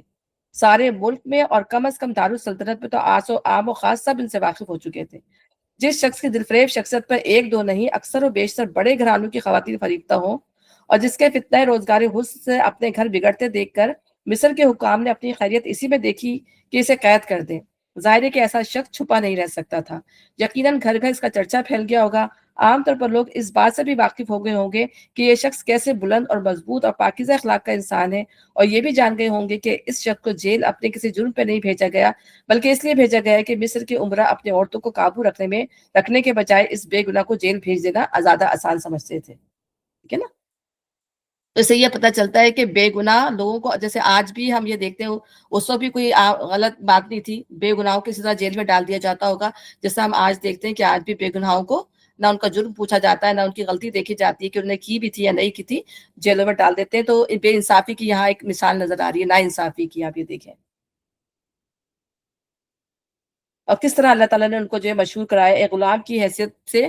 اللہ تعالیٰ نے کہاں سے ان کو جو ہے اور کہاں بنا دی. اور دوسری بات ہمیں یہ پتہ چلتی ہے کہ آزمائشیں جب انسان پہ آتی ہے تو اس کو سونا بنا دیتی ہے، اس کو پالش کر دیتی ہے. اور کیا شخصیت جو ہے ان کی نکھر کے آئی تھی یوسف علیہ السلام کی. ویسے ہی ان کی شخصیت اتنی خوبصورت تھی، اور پھر جیل میں رہنے کے بعد تو آپ بالکل ہی اللہ تعالیٰ نے آپ کو سونا بنا دیا. بالکل اسی طریقے سے جب ہم دیکھتے ہیں کہ محمد صلی اللہ علیہ وسلم کی شخصیت کے ساتھ بھی یہی ہوا کہ لوگوں نے آپ کی شخصیت کیا تھی جب آپ کے پاس آپ نبی نہیں تھے، لیکن جب آپ کے پاس نبوت آ گئی لوگ ڈر گئے اور لوگوں نے آپ کے بارے میں جو ہے غلط شاعر ہے، مجنون ہے، یہ کیا اور پورے عرب میں جو ہے آپ کا چرچا کروا دیا. تو یہ اللہ تعالیٰ کہہ رہے ہیں کہ لوگ اپنی نفرت میں یہ کام کر رہے ہوتے ہیں اور اللہ تعالیٰ کس طرح سے جو ہے ان کو بلند مرتبے دنیا کے اندر بھی جو ہے دلا دیتا ہے انہی کے ہاتھوں. اچھا، اب قید خانے میں دو غلام اور بھی اس کے ساتھ داخل ہوئے. ایک روز ان میں سے ایک نے اس سے کہا میں نے خواب میں دیکھا ہے کہ میں شراب کشید کر رہا ہوں. دوسرے نے کہا میں نے دیکھا کہ میرے سر پر روٹیاں رکھی ہیں اور پرندے ان کو کھا رہے ہیں. دونوں نے کہا ہمیں اس کی تعبیر بتائیے، ہم دیکھتے ہیں کہ آپ نیک آدمی ہیں. یوسف علیہ السلام نے کہا یہاں جو کھانا تمہیں ملا کرتا ہے اس کے آنے سے پہلے میں تمہیں ان خوابوں کی تعبیر بتا دوں گا. یہ علم ان علوم میں سے جو میرے رب نے مجھے عطا کیے ہیں. ٹھیک ہے نا. ہم یہ دیکھیں کہ اب وہ ان کی شخصیت کتنی جو ہو بہترین ہوگی کہ اس کے اندر بھی قید خانے میں بھی جو ہے لوگ جو ہے ان کو سراپا راستی کہہ رہے ہیں. تو ان کا کردار، ان کا اخلاق، ہر چیز. اب کہا جاتا ہے کہ داروغے نے بھی، بائبل میں آتا ہے کہ داروغے نے بھی جو ہے نا سارے جو ہے قیدی جو ان کے حوالے کر دیے. انہیں پتا تھا یہ تو خود ہی جیل میں اپنی مرضی سے آئے. ٹھیک ہے. اتنے نیک انسان ہے، پاک باز انسان ہے، اور خود بے فکر ہو کے جو آرام سے بیٹھتا تھا اور ان کے حوالے سارے قیدیوں کو کر دیتا کہ یہ دیکھیں قیدیوں کو. ٹھیک ہے. اور یہاں پہ یہ جو ہے اس پہ تھا بائبل کے اندر. اچھا، اب انہوں نے اپنے جو ہے دونوں نے اپنے خواب بتا دیے. انہوں نے کہا جب تک کھانا نہیں آتا میں تمہیں ان کی تعبیر بتاتا ہوں. یہ ان علوم میں سے جو میرے رب نے مجھے عطا کیے ہیں. واقعہ یہ کہ میں نے ان لوگوں کا طریقہ. اب یہ دیکھیں جب انسان کوئی بات بتانا چاہتا ہے تو سب سے پہلے جو دیکھیں آپ اللہ تعالیٰ کا انٹروڈکشن کراتا ہے، تعارف کراتا ہے. ظاہر وہ جو کنٹری تھی وہ پوری جو تھی کافر تھی. وہ ادھر دیوتائیں بنائے ہوئے تھے، ان کی پوجا کرتے تھے. اسلام تو ان کے تھا نہیں. تو اب یہاں اسلام کو جو ہے وہ انٹروڈیوس کرا رہے ہیں یہاں پر یوسف علیہ السلام کہ میں نے ان لوگوں کا طریقہ چھوڑ کر جو اللہ پر ایمان نہیں لاتے اور آخرت کا انکار کرتے ہیں، اپنے بزرگوں ابراہیم، اسحاق اور یعقوب کا طریقہ اختیار کیا۔ ہمارا یہ کام نہیں ہے کہ اللہ کے ساتھ کسی کو شریک ٹھہرائیں۔ در حقیقت یہ اللہ کا فضل ہے ہم پر اور تمام انسانوں پر کہ اس نے اپنے سوا کسی کا بندہ ہمیں نہیں بنایا، مگر اکثر لوگ شکر نہیں کرتے۔ اے زندہ کے ساتھیوں، تم خود ہی سوچو کہ بہت سے متفرق رب بہتر ہیں یا وہ ایک اللہ جو سب پر غالب ہے؟ اس کو چھوڑ کر تم جن کی بندگی کر رہے ہو وہ اس کے سوا کچھ نہیں کہ بس چند نام ہے جو تم نے اور تمہارے آباء و اجداد نے رکھ لیے ہیں۔ اللہ نے ان کے لیے کوئی سند نازل نہیں کی۔ فرما روائی کا اقتدار اللہ کے سوا کسی کے لیے نہیں ہے۔ اس کا حکم ہے کہ خود اس کے سوا تم کسی کی بندگی نہ کرو۔ یہی ٹھیٹ سیدھا طریقے زندگی ہے، مگر اکثر لوگ جانتے نہیں۔ اے زندہ کے ساتھیوں، تمہارے خواب کی تعبیر یہ ہے کہ تم میں سے ایک تو اپنے رب شاہ مصر کو شراب پلائے گا اور رہا دوسرا تو اسے سولی پر چڑھایا جائے گا اور پرندے اس کا سر نوچ نوچ کر کھائیں گے۔ فیصلہ ہو گیا اس بات کا جو تم پوچھ رہے تھے۔ ٹھیک ہے نا؟ تو پوری ڈیٹیل انہوں نے جو ہے وہ ایک تو خواب کی تعبیر بتائی، اس کی ڈیٹیل بھی انہوں نے پوری کی پوری بتا دی، اور اپنی اصلیت بھی بتا دی کہ میں ہوں کون اصل میں، کہ میں انبیاؤں کی اس میں ان کا بچہ ہوں، میں انبیاؤں کی اس میں میری جو ہے میں نسل چل رہی ہے۔ تو انہوں نے اپنا بھی انٹروڈکشن کرا دیا۔ پھر ان میں سے جس کے متعلق خیال تھا کہ وہ رہا ہو جائے گا، اسے یوسف علیہ السلام نے کہا کہ اپنے رب شاہ مصر سے میرا ذکر کرنا، مگر شیطان نے اسے ایسا غفلت میں ڈالا کہ اپنے رب شاہ مصر سے اس کا ذکر کرنا بھول گیا، اور یوسف علیہ السلام کئی سال قید خانے میں پڑے رہے۔ تقریباً کہا جاتا ہے کہ 9 یا 10 سال تک جو ہے وہ بدا سنین کا جب لفظ آتا ہے تو اس کا مطلب ہوتا ہے 3 سے 9 سال کے درمیان۔ تو اتنے سال جو ہے وہ، اور یہ بھی اللہ کی حکمت کے تحت ہی تھی۔ اللہ چاہتا تو بات اسی وقت کلیئر ہو جاتی اور جو ہے سارے معاملات ہو جاتے اور نکل آتے یوسف علیہ السلام، لیکن اللہ چاہتے تھے کہ وہ اتنا عرصے قید خانے میں رہیں۔ ایک روز بادشاہ نے کہا، میں نے خواب میں دیکھا ہے کہ 7 موٹی گائیں ہیں جن کو 7 دبلی گائیں کھا رہی ہیں، اور اناج کی 7 بالیں ہری ہیں، دوسری 7 سوکھی۔ اے اہل دربار، مجھے اس خواب کی تعبیر بتاؤ اگر تم خوابوں کا مطلب سمجھتی ہو۔ لوگوں نے کہا، یہ تو پریشان خوابوں کی باتیں ہیں، ہم اس طرح کے خوابوں کا مطلب نہیں جانتے۔ تو یہ بہت زیادہ عروج پہ تھا خوابوں کے، ڈریم کے معاملات، لیکن یہ ایسا خواب تھا کہ اس کا جواب کوئی بھی نہیں دے پا رہا تھا۔ ان 2 قیدیوں میں سے جو شخص بچ گیا تھا اور اسے ایک مدت دراز کے بعد اب بات یاد آئی، اس نے کہا، میں آپ حضرات کو اس کی تعبیر بتاتا ہوں، مجھے ذرا قید خانے میں یوسف کے پاس بھیج دیجیے۔ اس نے جا کر کہا، یوسف اے سراپا راستی، کتنے پیارا جو ہے لفظ اس نے استعمال کیا ہے، سراپا راستی، اے سچے انسان، ٹھیک ہے نا، مجھے اس خواب کا مطلب بتا کہ 7 موٹی گائیں جن کو 7 دبلی گائیں کھا رہی ہیں، اور 7 بالیں ہری اور 7 سوکھی، شاید کہ میں انہوں کے پاس واپس جاؤں اور شاید کہ وہ جان لیں۔ یوسف علیہ السلام نے کہا، 7 برس جان لے کے مطلب آپ کا معاملہ جان لیں اور پھر آپ کے ساتھ بہترین سلوک کریں۔ یوسف علیہ السلام نے کہا، 7 برس تک لگاتار تم لوگ کھیتی باڑی کرتے رہو گے، اس دوران میں جو فصلیں تم کاٹو ان میں سے بس تھوڑا سا حصہ جو تمہاری خوراک کے کام آئے نکالو، اور باقی کو اس کی بالوں ہی میں رہنے دو۔ پھر 7 برس بہت سخت آئیں گے، اس زمانے میں وہ سب غلہ کھا لیا جائے گا جو تم اس وقت کے لیے جمع کرو گے، اور اگر کچھ بچے گا تو بس وہی جو تم نے محفوظ کر رکھا ہو۔ اس کے بعد پھر ایک ایسا سال آئے گا جس میں تم باران رحمت سے لوگوں کی فریاد رسی کی جائے گی اور وہ رس نچوڑیں گے، یعنی پھر بہت بہترین ٹائم آئے گا اس 7 قحط کے بعد۔ آصف اس کی جو ہے انہوں نے وہ بتائی، میرے خیال سربت آ رہی تھی اس کے اندر، سوری ایک منٹ ٹھہریے گا۔ جی، تو اس کے بعد ایک سال ایسا آئے گا جس میں، ٹھیک ہے ہاں، پھر وہ نہ صرف یہ کہ وہ بتایا انہوں نے خواب کی تعبیر، بلکہ اس خواب کی تعبیر کو کرنا کس طریقے سے، تم نے جو کچھ دیکھا، جو خواب طریقہ بتایا کہ تمہیں اس کو سیو کس طرح کرنا ہے۔ دیکھیں کتنی اللہ تعالیٰ نے ان کو جو ایک مفراست دی تھی کہ انہوں نے خواب کی تعبیر بھی بتائی، اس کو سیو کرنے کا طریقہ بھی بتایا۔ بادشاہ نے کہا، جب بادشاہ کو ان کے بارے میں پتا چلا تو انہوں نے کہا، اسے میرے پاس لاؤ، مگر جب شاہی فرستادہ یوسف کے پاس پہنچا تو اس نے کہا، اپنے رب کے پاس واپس جا، اس سے پوچھ کہ ان عورتوں کا کیا معاملہ ہے جنہوں نے اپنے ہاتھ کاٹ لیے تھے، میرا رب تو ان کی مکاری سے واقف ہی ہے۔ اس پر بادشاہ نے ان عورتوں سے دریافت کیا، تمہارا کیا تجربہ ہے اس وقت کا جب تم نے یوسف کو رجانے کی کوشش کی تھی؟ سب نے یک زبان ہو کر کہا، ہاشا للہ، ہم نے تو اس میں بدی کا شائبہ تک نہ پایا۔ عزیز کی بیوی بول اٹھی، اب حق کھل چکا ہے، میں وہی تھی جس نے اس کو پھسلانے کی کوشش کی تھی، بے شک وہ بالکل سچا ہے۔ اندازہ کیا جا سکتا ہے کہ ان شہادتوں نے کس طرح 8 9 سال پہلے کے واقعات کو تازہ کر دیا ہوگا، کس طرح حضرت یوسف کی شخصیت زمانہ قید کی طویل گمنامی سے نکل کر یکایک پھر سطح پر آ گئی ہوگی، اور کس طرح مصر کے تمام اشراف، معززین، عوام تک میں آپ کا اخلاقی وقار قائم ہو گیا ہوگا۔ ٹھیک ہے نا. تو بادشاہ نے اعلان کر کے تمام مملکت کے دانشمندوں اور موٹ پیروں کو جمع کیا تھا اور وہ سب اس کے خواب کا مطلب بیان کرنے سے عاجز ہو چکے تھے. اس کے بعد حضرت یوسف نے اس کا مطلب بتایا. ٹھیک ہے نا. تو اس واقعے کی بنا پر پہلے ہی سارے ملک کی نگاہیں آپ کی ذات پر مرتکز ہو چکی ہوں گی. پھر جب بادشاہ کی تلبین پر آپ نے باہر نکلنے سے انکار کر دیا تو سارے لوگ اچنبے میں پڑ گئے ہوں گے کہ یہ عجیب قسم کا بلند حوصلہ انسان ہے جس کو 8-9 برس کی قید کے بعد بادشاہ وقت مہربان ہو کر بلا رہا ہے اور پھر بھی وہ بےتاب ہو کر دوڑ نہیں پڑتا. پھر جب لوگوں کو معلوم ہوا ہوگا کہ یوسف نے اپنی رہائی قبول کرنے اور بادشاہ وقت کی ملاقات کو آنے کے لیے کیا شرط پیش کی ہے تو سب کی نگاہیں اس تحقیقات کے نتیجے پہ لگ گئی ہوں گی. اور جب لوگوں نے اس کا نتیجہ سنا ہوگا تو ملک کا بچہ بچہ اش اش کرتا رہ گیا ہوگا کہ کس قدر پاکیزہ سیرت کا ہے یہ انسان جس کی طہارت نفس پر آج وہی لوگ گواہی دے رہے ہیں جنہوں نے مل جل کر کل اسے جیل میں ڈالا تھا. سبحان اللہ. اس صورتحال پر اگر غور کیا جائے تو اچھی طرح سمجھ میں آ جاتا ہے کہ اس وقت حضرت یوسف کے باب عروج تک پہنچنے کے لیے کس طرح فضا سازگار ہو چکی تھی. دیکھیں اللہ کی حکمت کس طریقے سے اللہ نے اپنے کام کرواتا ہے. اس کے بعد یہ بات کچھ بھی قابل تعجب نہیں رہتی کہ حضرت یوسف نے بادشاہ سے ملاقات کے موقع پر خزائن ارض کی سپردگی کا مطالبہ کیسے بے دھڑک پیش کر دیا اور بادشاہ نے اسے کیوں بے تعامل قبول کر لیا. ٹھیک ہے نا. یوسف نے کہا اس سے میری غرض یہ تھی کہ عزیز یہ جان لے کہ میں نے در پردہ اس کی خیانت نہیں کی تھی. یعنی یہ معاملہ کھولنے کا مقصد یہ تھا کہ میں بری ذمہ ہر چیز سے ہو کے جاؤں کہ میرے جو دامن پہ کسی قسم کا داغ دھبا نہ ہو. اور عزیز بھی جان لے کہ یہ اس کی بیوی تھی جو مجھے پھسلا رہی تھی. میں نے اس کی خیانت نہیں کی تھی. اور یہ کہ جو خیانت کرتے ہیں ان کی چالوں کو اللہ کامیابی کی راہ پر نہیں لگاتا. میں کچھ اپنے نفس کی برات نہیں کر رہا ہوں. نفس تو بدی پر اکساتا ہے الا یہ کہ کسی پر میرے رب کی رحمت ہو. بے شک میرا رب جو ہے وہ بڑا غفور الرحیم ہے. کتنی خوبصورت بات ہے کہ انسان کا نفس جو ہے اسے برائی پر ہی اکساتا ہے الا یہ کہ اللہ اس بندے پر رحم کر دے کسی بھی بندے پر. ہم یہ دیکھتے ہیں کہ ہمیں 3 قسم کے جو ہے قرآن میں جو ہے وہ جو ہے نفس کی وہ آتی ہے. نفس امارہ، نفس لوامہ، نفس مطمئنہ. نفس امارہ وہ ہوتا ہے جو انسان کو برائیوں پہ، وہ نفس جو ہمیشہ انسان کو برائیوں پہ اکساتا رہے گا.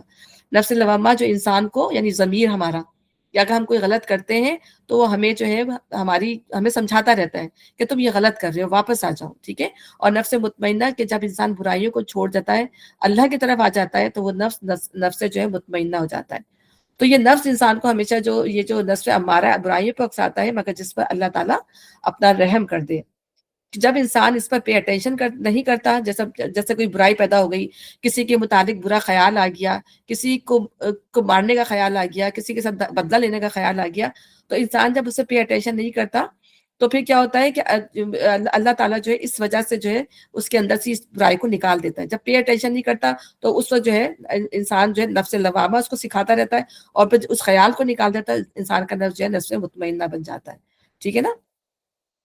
یہ کوئی بھی برا چیز ہو سکتی ہے کہ کسی عورت کو کسی مرد نے غلط ہاتھ لگانا ہو. ٹھیک ہے نا. اور کسی عورت کو یا کو خوبصورتی یا کسی مرد کو کسی خوبصورتی کی وجہ سے بندہ دیکھنا شروع کر دے یا ٹی وی میں جو ہے کوئی غلط سین آ رہے ہیں انسان اس کو ٹکر ٹکر دیکھتا رہے تو کوئی بھی خراب چیز جو ہے وہ آ سکتی ہے اور انسان جو ہے غلط چیز کی طرف جا سکتا ہے. تو اس وقت جو ہے نفس لوامہ جو آپ کو سکھاتا ہے اور جب انسان پلٹ آتا ہے تو اس وقت انسان کا دل جو ہے وہ نفس مطمئنہ بن جاتا ہے. اور یہی وہ نفس مطمئنہ ہوگا جب انسان جو ہے جنت میں اللہ نے کہا نا ارجی الی ربی کی راہ دیا تب مر دیا فتخلی فی عبادی فتخلی فی جنتی سورۃ الفجر کے اندر ہے. تو یہ وہی نفس مطمئنہ ہوگا، مطمئن دل ہوگا جس نے دنیا میں جو ہے ہر برائی سے اپنے آپ کو جو ہے روکا ہوگا. اللہ تعالیٰ ہمارے دل کو بھی جو ہے ہر برائی سے پاک اور صاف کرے اور اس میں اچھی چیزیں آئیں، اس کے اندر جو ہے برائی نہ آئے. قرآن پڑھنے کا مقصد ہی یہی ہے کہ اللہ تعالیٰ ہمارے دلوں سے ان چیزوں کو نکال پھینکے پروردگار. اور پھر یہ ریمائنڈر ہے، یعنی ایک دفعہ نہیں ہوتی یہ چیزیں، بار بار انسان کو پڑھنی پڑتی ہے اور بار بار جو ہے اپنے آپ کو ریمائنڈ کرانا پڑتا ہے. اچھا اس میں جو ہے نا ایک عبداللہ بن مبارک کوئی بڑے اسکالر گزرے ہیں، ان کا جیسے میں سن رہی تھی لیکچر میں تو ایک بہت بڑے اسکالر گزرے ہیں. تو یہ جو تھے نا یہ گینگسٹر تھے اور ان کے والد جو تھے وہ بڑے اچھے انسان تھے، رائٹیس انسان تھے. تو ایک دفعہ جو ہے یہ جیسے ہوتا ہے نا کرنے کے لیے کسی کے گھر گھس گئے کرنے کے لیے، چوری ووری کرنے کے لیے یا ڈاکہ ڈالنے کے لیے نا.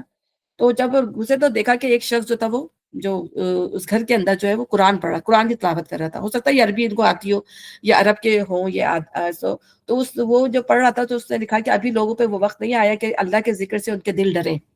وہ یہ آیت پڑھ رہا تھا. تو مطلب یہ بات ان کو ایسے ہی ہٹ کر گئی کہ جو ہے ان کے ہاتھ پہ مطلب کہا جاتا ہے کہ لرزنے لگے، وہ گھر آئے ہیں اور گھر آ کے جو ہے نا توبہ استغفار کی کہ انہوں نے کہا مطلب کوئی بھی چیز جو ہے دیکھیں انسان نفس امارہ سوری ہے. حمیرہ، سوری جی حمیرہ، ہم کس کی بات کر رہے ہیں پلیز؟ میں نے نام مس کیا، کس کی بات کر رہے عبداللہ ابن مبارک، عبداللہ ابن مبارک کوئی اسکالر گزرے ہیں. بس میں نے بھی سنا ہے تو میں آپ کو بتا رہی ہوں کہ جو لیکچرز وغیرہ سنتی نا اس کے اندر انہوں نے مجھے بتایا تھا، اس کے اندر میں نے پڑھا تھا. تو عبداللہ ابن مبارک، تو ان کے بارے میں یہ بات آئی کہ ان کو ہٹ کر گئی اور مطلب ان کی زندگی پوری بدل گئی. اور دیکھیں پھر وہ اسکالر بن گئے، یا انہوں نے اپنا واقعہ خود سنایا ہوگا. تو مطلب ایک لمحہ نہیں لگتا انسان تو ایک غلط پھسل جائے، اور ایک لمحہ نہیں لگتا انسان کو سدھرنے کے اندر. یہ اللہ کی ہدایت ہے، وہ جس کو چاہے عطا کر دے. اور کیسا بدلتا ہے کہ ٹوٹلی چینج ہو جاتا ہے بندہ. پتہ بھی نہیں ہوتا انسان کو کہ وہ دین کی طرف کیسے گینگسٹر سے اسکالر بن جانا ٹوٹلی مطلب امپاسبل بات لگتی ہے. لیکن یہی ہے نا کہ اللہ تعالیٰ جس کو بدل دے، تو یہ اللہ کے ہاتھ میں ہے. تو اللہ یہ کہ کسی پر میرے رب کی رحمت ہو. بے شک میرا رب بڑا غفور الرحیم ہے، بخشنے والا مہربان ہے. بادشاہ نے کہا انہیں میرے پاس لاؤ تاکہ میں ان کو اپنے لیے مخصوص کر لوں. بادشاہ نے فوراً، ظاہر ہے ایسا سنا تو فوراً ان کو اپنے لیے مخصوص کرنے کے لیے ان کو بلا لیا. جب یوسف علیہ السلام نے اس سے گفتگو کی تو اس نے کہا اب آپ ہمارے یہاں قدر و منزلت رکھتے ہیں اور آپ کی امانت پر پورا بھروسہ. جا رہے وہ ویسے ہی ان کی باتوں کے سحر میں آ گیا ہوگا، اور جب بات کی ہوگی تو پھر کتنا زیادہ متاثر نہیں ہوا ہوگا. تو اس نے سب کچھ ان کے حوالے کر دیا. کیسا اللہ تعالیٰ نے دیکھیں عزت کے مقام پہ یوسف علیہ السلام کو کس طرح پہنچایا اللہ تعالیٰ. واقعی اللہ کی حکمتیں نظر آتی ہیں. آپ ہمارے قدر و منزلت رکھتے ہیں اور آپ کی امانت پہ پورا بھروسہ ہے. یوسف نے کہا ملک کے خزانے میرے سپرد کر دیجئے، میں حفاظت کرنے والا بھی ہوں اور علم بھی رکھتا ہوں. یعنی جب اس نے کہا ان کے جو حکمران تھے، یعنی مجھے آپ کے پاس پورا بھروسہ ہے اور آپ آنسریبل بھی نہیں ہے کسی بات پر مجھ سے، جو چاہیں کریں. کتنا زیادہ آپ امپریس تھا ان کی شخصیت سے، ان کے اخلاق سے، ان کے مینرز سے. ٹھیک ہے، ہم یہ دیکھتے ہیں کہ لوگ جو ہے اعلیٰ عہدہ حاصل کرنے کے لیے باقاعدہ فائٹ کرتے ہیں، ایک دوسرے سے آگے کرنے کے لیے جو جھوٹی موٹی سفارشی بھی لگاتے ہیں کہ ہم کسی طرح جو ہے اس بڑے سے بڑے عہدے پر پہنچ جائیں. لیکن اللہ تعالیٰ نے دیکھیں بغیر کسی اس کی ان کو کہاں سے کہاں عرش سے فرش پہ پہنچا دیا. کہاں وہ غلام تھے، کہاں وہ حکمران بن گئے. یہ ہوتی ہے کہ اللہ جسے چاہے عزت دے اور جسے چاہے ذلت دے. اللہ تعالیٰ ہی کرنے والا ہے یہ سب کچھ. اچھا، پھر وہ بتا رہے کہ انی حفیظ علیم، کہ میں علم بھی رکھتا ہوں اور میں حافظ بھی ہوں. یعنی کسی بھی کام کو کرنے کے لیے اس کی مکمل نالج ہونا ضروری ہے. یعنی ہم کہیں بھی جاب کرنے جائیں گے اپنے فیلڈ کی، تو ہمیں اس فیلڈ کی جو ہے پوری کی پوری نالج ہوتی ہے. جب ہم ریزیوم میں لکھ کے دیتے ہیں کہ ہاں ہمارے اندر یہ کیپیبلٹی ہے، ہم کر سکتے ہیں، تو اسی لحاظ سے انہوں نے ان کی یہ کیپیبلٹی تھی. انہوں نے کہا کہ میں حفاظت بھی کروں گا اور میں جاننے والا بھی ہوں. اور پھر ہم یہ دیکھتے ہیں کہ یوسف علیہ السلام نے پوزیشن خود مانگی تھی اور اپنی تعریف بھی کی تھی، اس لیے کہ جس شخص کو پتا ہو اپنے بارے میں یہ کام کر سکتا ہو. اور یہ معاملہ بھی یہ تھا کہ پورا ملک کا معاملہ تھا اور پورا ملک اس وقت داؤ پہ لگا ہوا تھا کہ قحط آتا اس میں کیا حالات ہوتے ہیں. اور بادشاہ کو یہ کام بتانے سے نہیں ہوتا کہ اگر یوسف علیہ السلام نے بتا بھی دیا تھا تو لوگوں کے اندر یہ طریقہ نہیں تھا کہ وہ اس کو کس طرح سیو کرتے. تو جو بتانے والا ہے اس کو پتا ہوگا کہ اس کو کس طرح سیو کرنا تھا، تو انہوں نے پھر اس کو سیو کرنے کے طریقے بھی نکالے ہوں گے. تو اس لیے انہوں نے جو اپنی پوزیشن وہاں پہ جو ہے وہ واضح کی. حالانکہ ہم یہ دیکھتے ہیں کہ ان کو ڈیزائن نہیں تھی وہ لوگوں کی مدد کرنا اور مال کی حفاظت کرنا، کیونکہ ہم نے پڑھ کے جا چکے ہیں کہ مال، اللہ نے مال کو فضل بھی کہا ہے اور مال کو خیر بھی کہا ہے. اور اللہ تعالیٰ نے کہا ہے کہ مال کو جو ہے ایسے لوگوں کے حوالے نہ کرو جو اس کو سنبھال نہ سکتے ہو. جیسے یتیموں کے بارے میں کہا تھا نا. تو اللہ تعالیٰ مال کی اہمیت کو سمجھتے ہیں. اللہ تعالیٰ نے مال ہمیں دیا ہے اور پھر اس کو رائگاں نہیں کرنا، اس کو بے فضول ضائع نہیں کرنا. تو اس کی حفاظت کے لیے جو انہوں نے یہ جو ہے یہ مانگا تھا عہدہ، اور یہ بالکل صحیح تھا. تو کوئی بھی یہ کام اگر انسانیت کے لیے کرنا چاہتا تو اپنے آپ کو اس چیز کے لیے پیش کیا جا سکتا ہے. اور ہم یہ بھی دیکھتے ہیں کہ وہ اپنے کنعان نہیں گئے اپنے والد سے ملنے کے لیے. ہوتے کہ بھئی اب تو مجھے جو ہے یہ جگہ مل گئی ہے، اب تو میں جو حکمراں بن گیا ہوں تو سیدھے میں جاؤں اپنے والد سے ملنے. کیونکہ وہ ان کو اپنی رسپانسبلٹی زیادہ وہ تھی، اتنی زبردست ان کو رسپانسبلٹی ملی تھی. اب انہیں زیادہ قحط آ رہا تھا، انہیں سارے معاملات جو تھے ملک کے سنبھالنے تھے. تو پھر جو ہے ان کے اوپر یہ بھاری ذمہ داری تھی. تو اس ذمہ داری کے اندر تقریباً ان کو کہا جاتا ہے کہ 7-8 سال پتنی یا 10 سال جو ہے وہ لگ گئے اس معاملے کو کرنے میں، اور وہ مل نہ سکے. اور یہ بھی اللہ کی مصلحت ہوگی اس کے اندر بھی نا. اللہ ہر چیز اللہ کی حکمت کے تحت ہو رہی ہوتی ہے. اور آپ کو پتہ جانے آنے میں کوئی ایک دن تو لگتا نہیں کہ یہاں پہ جہاز سے اڑ کے 1 گھنٹے میں پہنچ جاؤ، 2 گھنٹے میں پہنچ جاؤ، مہینوں لگ جاتے تھے. ٹھیک ہے، جب یوسف علیہ السلام، اچھا ٹھیک ہے، علم بھی رکھتا ہوں. اس طرح ہم نے اس سرزمین میں یوسف کے لیے اقتدار کی راہ ہموار کی۔ وہ مختار تھا کہ اس میں جہاں جائے اپنی جگہ بنائے۔ ہم اپنی رحمت سے جس کو چاہتے ہیں نوازتے ہیں۔ نیک لوگوں کا اجر ہمارے یہاں مارا نہیں جاتا۔ یعنی اللہ تعالیٰ فرماتا ہے نا، ان مع العسر یسرا وان مع العسر یسرا، ہر مشکل کے بعد، بے شک ہر مشکل کے بعد آسانی ہے۔ اور کس طرح اللہ تعالیٰ نے آسانی دی، اور آخرت کا اجر ان لوگوں کے لیے زیادہ بہتر ہے جو ایمان لے آئے اور خدا ترسی کے ساتھ جو ہے وہ کام کرتے رہے۔ اب ایک اس کا پورشن ختم ہوا، دوسرا یہاں سے شروع ہوتا ہے کہ یوسف کے بھائی مصر آئے۔ اب قحط کا زمانہ شروع ہو گیا، ٹھیک ہے نا، جو اچھا زمانہ تھا اس میں سارا مال جو ساری جو فصل تھی اس کو سیو کر لی گئی، ٹھیک ہے نا۔ اب کیا ہوا، کنعان سے جو ہے ان کے بھائی جو ہے مصر آئے اور ان کے یہاں حاضر ہوئے، اور انہوں نے ان کو پہچان لیا مگر وہ اس سے ناشنا تھے۔ پھر جب اس نے ان کا سامان تیار کروا دیا تو چلتے وقت ان سے کہا اپنے ستیلے بھائی کو میرے پاس لانا۔ یعنی ان سے پورے خاندان کا پوچھا ہوگا، پورے خاندان کا راشن لے کے جا رہے ہوں گے نا وہ لوگ، تو پوچھا ہوگا گھر میں کتنے لوگ ہیں، تو انہوں نے بتایا ہوگا، انہیں یہ بھی بتایا ہوگا کہ ہمارا ستیلا بھائی بھی ہے۔ تو حالانکہ ان کو تو پتا تھا، لیکن انہوں نے ان سے خود پوچھا۔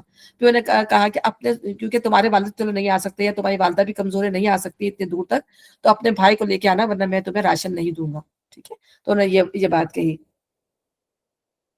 اچھا، اپنے ستیلے بھائی کو میرے پاس لانا، دیکھتے نہیں میں کس طرح پیمانہ بھر کر دیتا ہوں اور کیسا اچھا مہمان نواز ہوں۔ اگر تم اسے نہ لاؤ گے تو میرے پاس تمہارے لیے کوئی غلہ نہیں، بلکہ تم میرے قریب بھی نہ پھٹکنا، ٹھیک ہے نا۔ اور اپنی شخصیت تو ظاہر نہیں کر رہے تھے، لیکن انہوں نے دو ٹوک یہ بات ان کو کہہ دی۔ انہوں نے کہا ہم کوشش کریں گے کہ والد صاحب اسے بھیجنے پر راضی ہو جائیں، اور ہم ایسا ضرور کریں گے۔ یوسف علیہ السلام نے اپنے غلاموں کو اشارہ کیا کہ ان لوگوں نے غلے کے عوض جو مال دیا ہے وہ چپکے سے ان کے سامان ہی میں رکھ دو۔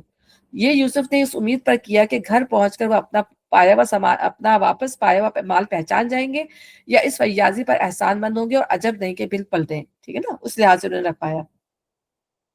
جب اپنے باپ کے پاس گئے تو کہا ابا جان، آئندہ آپ کو غلہ دینے سے انکار کر دیا گیا ہے، لہٰذا آپ ہمارے بھائی کو ہمارے ساتھ بھیج دیجیے تاکہ ہم غلہ لے کر آئیں، اور اس کی حفاظت کے ہم ذمہ دار ہیں۔ تو ایک منٹ گلا ہو رہا ہے جی۔ باپ نے جواب دیا کیا میں اس کے معاملے میں تم پر ویسا ہی بھروسہ کروں جیسا اس سے پہلے اس کے بھائی کے معاملے میں کر چکا ہوں؟ اللہ ہی بہتر محافظ ہے اور وہ سب سے بڑھ کر رحم فرمانے والا ہے۔ پھر جب انہوں نے اپنا سامان کھولا تو دیکھا کہ ان کا مال بھی انہیں واپس کر دیا گیا ہے۔ یہ دیکھ کر وہ پکار اٹھے، کہا ابا جان اور ہمیں کیا چاہیے، دیکھیں یہ ہمارا مال بھی ہمیں واپس دے دیا گیا ہے، بس ہم جائیں گے اپنے اہل عیال کے لیے رسد لے آئیں گے، اپنے بھائی کی حفاظت بھی کریں گے اور ایک بار شتر اور زیادہ لے کر آئیں گے، اتنے غلے کا اضافہ آسانی کے ساتھ ہو جائے گا۔ ان کے باپ نے کہا میں اس کو ہرگز تمہارے ساتھ نہ بھیجوں گا جب تک کہ تم اللہ کے نام سے مجھ کو پیمان نہ دے دو کہ اسے میرے پاس ضرور واپس لے کے آؤ گے، الا یہ کہ کہیں تم گھیر ہی لیے جاؤ۔ جب انہوں نے اس کو اپنے اپنے پیمان دے دیے تو اس نے کہا دیکھو ہمارے اس قول پر اللہ نگہبان ہے، یعنی انہوں نے سخت جو ہے عہد و پیمان لیے ان سے۔ پھر اس نے کہا میرے بچوں، مصر کے دارالسلطنت میں ایک دروازے سے داخل نہ ہونا بلکہ مختلف دروازوں سے جانا، مگر میں اللہ کی مشیت سے تم کو نہیں بچا سکتا، حکم اس کے سوا کسی کا بھی نہیں چلتا، اسی پہ میں نے بھروسہ کیا اور جس کو بھی بھروسہ کرنا ہو اسی پہ کرے۔ تو یہ بات انہوں نے کیونکہ ظاہر ہے وہ 11 بھائی تھے، اب پہلے تو 10 تھے، پھر اب وہ ابن یمین کو بھی لے کے جا رہے تھے، تو پھر وہ کتنے ہو گئے، وہ 11 ہو گئے۔ اور ظاہر ہے وہ انہوں نے اس ڈر سے کہ لوگ جو ان کو چور نہ، ظاہر جب ایک جگہ پورا ٹولہ بن کے جائے گا تو ایسا نہ ہو کہ لوگ ان کو ڈاکو یا چور سمجھ لیں اور ان کے اوپر جو الزام لگا دیں، تو انہوں نے ایک سمجھے وقتی کہتے ہیں نا اسباب اختیار کرنے چاہیے، تو انہوں نے کہا الگ الگ دروازے سے داخل ہونا، ایک ساتھ ایک ہی دروازے سے داخل نہ ہونا، ٹھیک ہے۔ تو انہوں نے ایک تدبیر دی، لیکن اللہ کی مشیت میں ان کی یہ تدبیر کوئی کام نہ آئی، یعنی حالانکہ پیغمبر ہیں اور انہوں نے اسباب بھی اختیار کیے، ٹھیک ہے، توکل بھی اللہ تعالیٰ پہ کیا، لیکن جو اللہ کی مشیت تھی وہ کچھ اور تھی، ان کو چور ہی سمجھا جانا تھا، ٹھیک ہے۔ اور جس کو ابھی بھروسہ کرنا ہو اسی پہ کرے، اور وہ واقعی بھی یہی ہوا کہ جب اپنے باپ کی ہدایت کے مطابق شہر میں متفرق دروازوں سے داخل ہوئے تو اس کی یہ احتیاطی تدابیر اللہ کی مشیت کے مقابلے میں کچھ بھی کام نہ آ سکی۔ ہاں بس یعقوب کے دل میں جو ایک کھٹک تھی اسے دور کرنے کے لیے اس نے اپنی سی کوشش کر لی تھی۔ بے شک وہ ہماری دی ہوئی تعلیم سے صاحب علم تھا، مگر اکثر لوگ معاملے کی حقیقت کو نہیں جانتے۔ کہ کیا حقیقت کو نہیں جانتے؟ کہ کوئی انسانی تدبیر اللہ کی مشیت کو نافذ ہونے سے نہیں روک سکتی، اور اصل حفاظت اللہ کی حفاظت ہے، اور بھروسہ اپنی تدبیروں پر نہیں بلکہ اللہ ہی کے فضل پہ ہونا چاہیے۔ اور یہی بات انہوں نے اپنے بچوں سے بھی کہی تھی۔ یہ لوگ یوسف کے حضور پہنچے تو اس نے اپنے بھائی کو اپنے پاس الگ بلا لیا اور اسے بتا دیا کہ میں تیرا وہی بھائی ہوں جو کھویا گیا تھا، اب تو ان باتوں کا غم نہ کر جو یہ لوگ کرتے ہیں۔ جب یوسف علیہ السلام ان بھائیوں کا سامان لدوانے لگے تو اس نے اپنے بھائی کے سامان میں اپنا پیالہ رکھ دیا۔ پھر ایک پکارنے والے نے پکار کر کہا ہے قافلے والوں تم لوگ چور ہو، انہوں نے پلٹ کر پوچھا تمہاری کیا چیز کھوئی گئی ہے؟ سرکاری ملازموں نے کہا بادشاہ کا پیمانہ ہم کو نہیں ملتا، اور ان کے جمیدار نے کہا جو شخص لا کر دے گا اس کے لیے ایک بار شطر انعام ہے۔ بار شطر کا مطلب ہوتا ہے ایک اونٹ بھر کا انعام ہے، یعنی ایک اونٹ بھر کا غلہ دیا جائے گا، اس کا میں ذمہ لیتا ہوں۔ ان بھائیوں نے کہا خدا کی قسم تم لوگ خوب جانتے ہو کہ ہم اس ملک میں فساد کرنے نہیں آئے ہیں اور ہم چوریاں کرنے والے لوگ نہیں ہیں۔ انہوں نے کہا اچھا اگر تمہاری بات جھوٹی نکلی تو چور کی کیا سزا ہے؟ انہوں نے کہا اس کی سزا جس کے سامان میں سے چیز نکلے وہ آپ ہی اپنی سزا میں رکھ لیا جائے، ہمارے یہاں تو ایسے ظالموں کو سزا دینے کا طریقہ یہی ہے۔ خیال رہے کہ یہ بھائی خاندان ابراہیمی کے افراد تھے، لہٰذا انہوں نے چوری کے معاملے میں جو قانون بیان کیا وہ شریعت ابراہیمی کا قانون تھا، یعنی یہ کہ چور اس شخص کی غلامی میں دے دیا جائے جس کا مال اس نے چرایا ہو۔ تو آپ یہ دیکھیں کہ کس طرح حضرت یوسف علیہ السلام نے اپنی ہی جو ہے شریعت کو وہاں پر استعمال کیا، یعنی ابراہیم علیہ السلام کی شریعت کو اس نے جو ہے جو مصر کا جو بادشاہ تھا اس کے تحت جو ہے وہ معاملہ نہیں لیا۔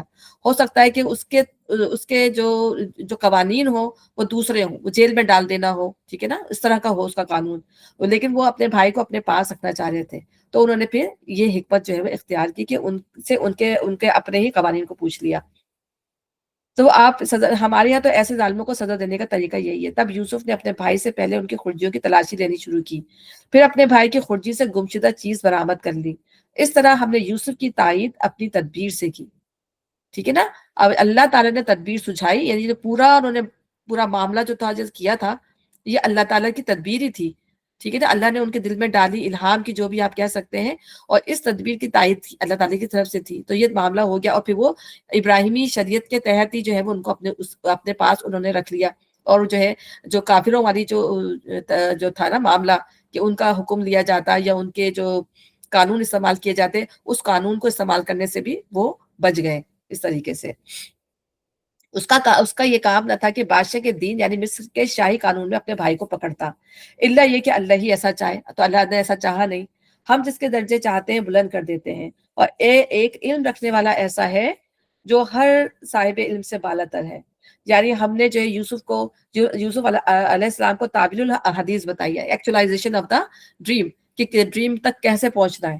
ان کو حکمت دی، ان کو علم دی، ان کو نبوت دی، لیکن یہ اللہ تعالیٰ کی عطا کردہ تھی، لیکن جاننے والا سب سے زیادہ کون ہے؟ اللہ تعالیٰ ہے۔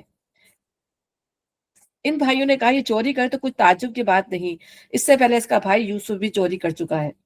یوسف ان کی یہ بات سن کر پی گیا، حقیقت ان پر نہ کھولی، بس زیر لب اتنا کہہ کر رہ گیا کہ بڑے ہی برے ہو تم لوگ، میرے منہ در منہ مجھ پر جو الزام لگا رہے ہو اس کی حقیقت خدا خوب جانتا ہے، ٹھیک ہے نا۔ تو انہوں نے کیا کہا، بجائے یہ کہ وہ کچھ اس طرح کی صحیح بات کرتے، انہوں نے الٹا یوسف علیہ السلام کے اوپر جان کر کہ اس کے بھائی نے بھی جو ہے چوری کی تھی، اگر اس کے چھوٹے بھائی نے مطلب اس نے چوری کر سوری یعنی یوسف علیہ السلام کو تو جانتے ہی نہیں تھے نا، تو اس کے بڑے بھائی نے بھی چوری کی تھی، اگر اس نے چوری کی تو کوئی اس کی بات نہیں ہے، اس کا بھائی جو تھا وہ بھی چور تھا، تو کتنی بری لگی ہوگی یوسف علیہ السلام کو یہ بات، اور پھر بھی انہوں نے جو ہے وہ بات پی لی، اور پھر بھی کچھ ظاہر نہ کیا کہ بڑے ہی برے لوگ ہو تم لوگ، میرے منہ در منہ مجھ پہ الزام لگا رہے ہو۔ انہوں نے کہا اے سردار ذی اقتدار عزیز، اس کا باپ بہت بوڑھا آدمی ہے، اس کی جگہ آپ ہم میں سے کسی کو رکھ لیجئے، ہم آپ کو بڑا ہی نیک نفس انسان پاتے ہیں۔ یوسف نے کہا پناہ با خدا، دوسرے کسی شخص کو ہم کیسے رکھ سکتے ہیں؟ ہم تو ناانصافی ہو جائے گی، جس کے پاس ہم نے اپنا مال پایا اس کو چھوڑ کر دوسرے کو رکھیں گے تو ہم ظالم ہوں گے، ٹھیک ہے نا۔ جب وہ یوسف سے مایوس ہو گئے تو ایک گوشے میں جا کر آپس میں مشورہ کرنے لگے، اس کو توریا کہتے ہیں، یعنی جس کے پاس ہم نے اپنا مال پایا اس کو چھوڑ کر دوسرے کو رکھیں گے، یعنی جھوٹ۔ اگر دیکھا جائے تو انہوں نے اپنی مرضی سے پیالہ رکھا تھا نا، اپنی مرضی سے ہی ان کو اپنے اس میں رکھا، تو یہ توریا کہلاتے ہیں، کہ اس توریا کا مطلب یہ ہوتا ہے حقیقت پر پردہ ڈالنا یا امر واقع کو چھپانا۔ جب کسی مظلوم کو ظالم سے بچانے یا کسی بڑے مظلوموں کو دفع کرنے کی کوئی صورت اس کے سوا نہ ہو کہ کچھ خلاف واقعہ بات کہی جائے یا کوئی خلاف حقیقت ہیلا کیا جائے، تو ایسی صورت میں ایک پرہیزگار آدمی صریح جھوٹ بولنے سے اعتراض کرتے ہوئے ایسی بات کہے یا ایسی تدبیر کرنے کی کوشش کرے جس سے حقیقت کو چھپا کر بدی کو رفع کیا جا سکے، ایسا کرنا شرعاً اخلاق جائز ہے۔ تو یہ کام انہوں نے کیا۔ جب وہ یوسف سے مایوس ہو گئے تو ایک گوشے میں جا کر آپس میں مشورے کرنے لگے۔ ان میں جو سب سے بڑا تھا یہ وہی بڑا بھائی تھا جس نے کہا تھا کہ کنویں میں ڈال دو، اس کو قتل نہ کرو۔ تو ان میں سے جو سب سے بڑا تھا وہ بولا تم جانتے نہیں ہو کہ تمہارے والد تم سے خدا کے نام پر کیا آیت و پیمان لے چکے ہیں، اور اس سے پہلے یوسف کے معاملے میں جو زیادتی تم کر چکے وہ بھی تم کو معلوم ہے۔ اب میں تو یہاں سے نہ ہرگز نہ جاؤں گا جب تک کہ میرے والد مجھے اجازت نہ دے یا پھر اللہ ہی میرے حق میں کوئی فیصلہ نہ فرما دے، یعنی میں مر ہی نہ جاؤں یہاں پر، مطلب یہاں جب تک کہ میرا بھائی یہاں سے نہیں جائے گا میں بھی نہیں جاؤں گا، کہ وہ سب سے بہتر فیصلہ کرنے والا ہے۔ تم جا کر اپنے والد سے کہو کہ ابا جان آپ کے صاحبزادے نے چوری کی ہے، ہم نے اسے چوری کرتے ہوئے نہیں دیکھا، جو کچھ ہمیں معلوم ہوا ہے بس وہی بیان کر رہے ہیں، اور غیب کی نگہبانی تو ہم نہ کر سکتے تھے۔ آپ اس بستی کے لوگوں سے پوچھ لیجئے جہاں ہم تھے، اس قافلے سے دریافت کر لیجئے جس کے ساتھ ہم آئے ہیں، ہم اپنے بیان میں جو ہے وہ بالکل سچے ہیں۔ باپ نے یہ بات سن کر کہا دراصل تمہارے رب سے تمہارے لیے ایک اور بڑی بات کو سہل بنا دیا، اچھا اس پر بھی صبر کروں گا اور بخوبی کروں گا۔ مطلب انہوں نے ان کو اگنور کر دیا ان کی باتوں کو، اور پھر نو کمپلین نو بلیم، انہوں نے پھر اللہ تعالیٰ سے اپنا لو لگا دی کہ اب دوسرے بیٹے کا جانے سے جو ہے پہلے بیٹے کا غم اور تازہ ہو گیا ان کے اوپر۔ پھر ظاہر سے ہم یہ دیکھتے ہیں کہ ان کی آنکھیں جو تھی وہ بہت زیادہ خود بھی ویک ہو گئے تھے غم سے، یعنی ایک ایک جیسے بچہ مر جائے یا کوئی بڑا مر جائے کچھ بھی ہو، انسان کو جو ہے وہ صبر آ جاتا ہے، ٹھیک ہے نا، لیکن ان کو پتا تھا کہ وہ مرے تو ہے نہیں، اللہ تعالیٰ نے ان کو صحیح خبر بھی نہیں دی تھی، حالانکہ وہ نبی تھے، لیکن اللہ تعالیٰ نے ان سے وہ بات راز چھپا کے رکھی تھی نا، غیب پہ رکھی ہوئی تھی یہ بات، ان کو نہیں پتا کیا معاملہ ہوا یوسف علیہ السلام کے ساتھ۔ تو وہ غم میں کہ پتہ نہیں کس حال میں ہے، کیا ہوا میرے بچے کے ساتھ، کس حال میں، تو وہ رو رو کے غم کی وجہ سے ان کی آنکھیں جو تھی وہ سفید ہو گئی تھی آلموسٹ، نا، اندھے ہو گئے تھے آلموسٹ ابھی کے ہیں۔ تو وہ صرف اللہ سے اپنے دل کی غم اور گھٹن کو جو ہے برداشت کرے، تو اللہ سے ہی وہ دعا کیے چلے جا رہے تھے، جانے ان کی آزمائش تھی یہ بھی بہت بڑی نا، تو اچھا اس پہ بھی صبر کروں گا، بخوبی کروں گا۔ کیا بعید ہے کہ اللہ ان سب کو مجھ سے نہ ملائے، دیکھیں امید کتنی تھی اللہ سے، انہوں نے لو لگائی، اور امید بھی یہی تھی کہ انشاءاللہ اللہ تعالیٰ نے مجھے آزمایا ہے، میرے بچوں کو بھی آزمایا ہے، تو اللہ تعالیٰ ضرور مجھے جو ہے وہ ان سے ملائے گا، وہ سب کچھ جانتا ہے، اس کے سب کام حکمت میں مبنی ہے۔ پھر وہ ان کی طرف سے منہ پھیر کر بیٹھ گیا اور کہنے لگا ہائے یوسف، وہ دل ہی دل میں غم سے گھٹا جا رہا تھا، اس کی آنکھیں سفید پڑ گئی تھی۔ بیٹوں نے کہا خدارا آپ تو بس یوسف ہی کو یاد کیے جاتے ہیں، نوبت یہ آ گئی ہے کہ اس کے غم میں اپنے آپ کو گھلا دیں گے یا اپنی جان ہلاک کر ڈالیں گے۔ اس نے کہا میں اپنی پریشانی اور اپنے غم کی فریاد اللہ کے سوا کسی سے نہیں کرتا۔ قال انما اشکو بثی وحزنی الی اللہ واعلم من اللہ ما لا تعلمون، جو اللہ سے جیسا میں واقف ہوں تم نہیں ہو، کہ اللہ کے ہر معاملے میں ظاہر ہے انہیں پتا تھا کہ میری آزمائش ہے، اور بہت لمبی سالوں کی آزمائش تھی، اگر آپ دیکھیں تو 10-12 سال کا جو وقت جو ہے وہ گزرا ہوگا اس کے اوپر، تقریباً 30 سال کی عمر میں جو ہے، 17 سال کی عمر میں جو ہے وہ کنویں میں پھینکے گئے تھے، اور 30 سال کی عمر میں جو ہے ان کو سمجھے نبوت ملی، اور پھر اور مزید اور سال جو ہے انہوں نے ظاہر فرما روا کی حیثیت سے وہاں پہ گزارا، تو اچھا خاصا ٹائم تھا جو ظاہر یعقوب علیہ السلام نے برداشت کیا، اور یوسف علیہ السلام نے بھی وہاں برداشت کیا۔ اور اللہ سے جیسا میں واقف ہوں تم نہیں، میرے بچوں جا کر یوسف اور اس کے بھائی کی کچھ ٹو لگاؤ، اللہ کی رحمت سے مایوس نہ ہو، اس کی رحمت سے تو بس کافر ہی مایوس ہوا کرتے ہیں، پریشان تھے روتے بھی تھے لیکن اللہ کی رحمت سے مایوس نہیں تھے۔ جب یہ لوگ مصر جا کے یوسف کی پیشی میں داخل ہوئے تو انہوں نے عرض کیا اے سردار با اقتدار، ہم اور ہمارے اہل و عیال سخت مصیبت میں مبتلا ہیں، اور ہم کچھ حقیر سی پونجی لے کر آئے ہیں، آپ ہمیں بھرپور غلہ عنایت فرمائے اور ہم کو خیرات دیں، مطلب آپ اتنا پیسہ نہیں ہے کہ آپ مزید غلہ لے سکیں، تو آپ ہمیں خیرات کر دیں، اور اللہ خیرات کرنے والوں کو جزا دیتا ہے۔ یہ سن کر یوسف علیہ السلام سے نہ رہا گیا، اب کتنا برداشت کرتے ہیں ظاہر ہے، اس نے کہا تمہیں کچھ یہ بھی معلوم ہے کہ تم نے یوسف اس کے بھائی کے ساتھ کیا کیا تھا جبکہ تم نادان تھے، جاہلون یہاں پہ کہا ہے، یعنی جب تمہیں شیطان نے، یعنی کیسے ہیں، کتنا ظرف ہوگا ان کا، کتنا مطلب میں حوصلہ ہوگا کہ انہوں نے یہ کہا کہ تم نادان تھے، تم نے اپنے بھائی کے ساتھ کیا کیا۔ وہ چونک کر بولے ہائے کیا تم یوسف ہو؟ اس نے کہا ہاں میں یوسف ہوں اور یہ میرا بھائی ہے، اللہ نے ہم پر احسان فرمایا، حقیقت یہ کہ اگر کوئی تقوی اور صبر سے کام لے تو اللہ کے ایسے نیک لوگوں کا اجر مارا نہیں جاتا۔ تقوی کتنا زیادہ ضروری ہے، اللہ دیکھے ہر معاملے میں اللہ تعالیٰ اپنا ڈر، اپنا تقوی پیدا کرنے کے، تقوی ہی کی وجہ سے جو ہے وہ اس مقام تک پہنچے تھے، صبر اور تقوی۔ انہوں نے کہا بخدا کہ تم کو اللہ نے ہم پر فضیلت بخشی اور واقعی ہم خطا کار تھے۔ اس نے جواب دیا آج تم پر کوئی گرفت نہیں، اللہ تمہیں معاف کرے، وہ سب سے بڑھ کر رحم فرمانے والا ہے۔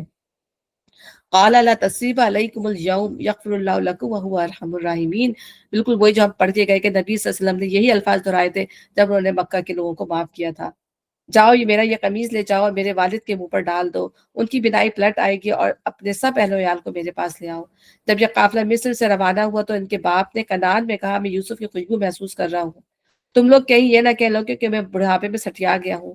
گھر کے لوگ بولے خدا کی قسم آپ ابھی تک اپنے اسی پرانے خبط میں پڑے ہوئے ہیں۔ پھر جب خوشخبری لانے والا آیا تو اس نے یوسف کا قمیص یعقوب کے منہ پر ڈال دیا اور یکایک اس کی بینائی اود کر آئی۔ تب اس نے کہا میں تم سے کہتا نہ تھا میں اللہ کی طرف سے وہ کچھ جانتا ہوں جو تم نہیں جانتے۔ सब बोल उठे, अब्बा जान आप हमारे गुनाहों की बख्शिश के लिए दुआ करें, वाकई हम खताकार थे। तब उनको एहसास हुआ कि हमने कितनी बड़ी खता की थी। ताकि जब इंसान के सामने खुल के चीजें नुमाया हो जाती हैं तो उसके पास भी कोई चारा नहीं होता कि वो फिर वो माफी मांगे।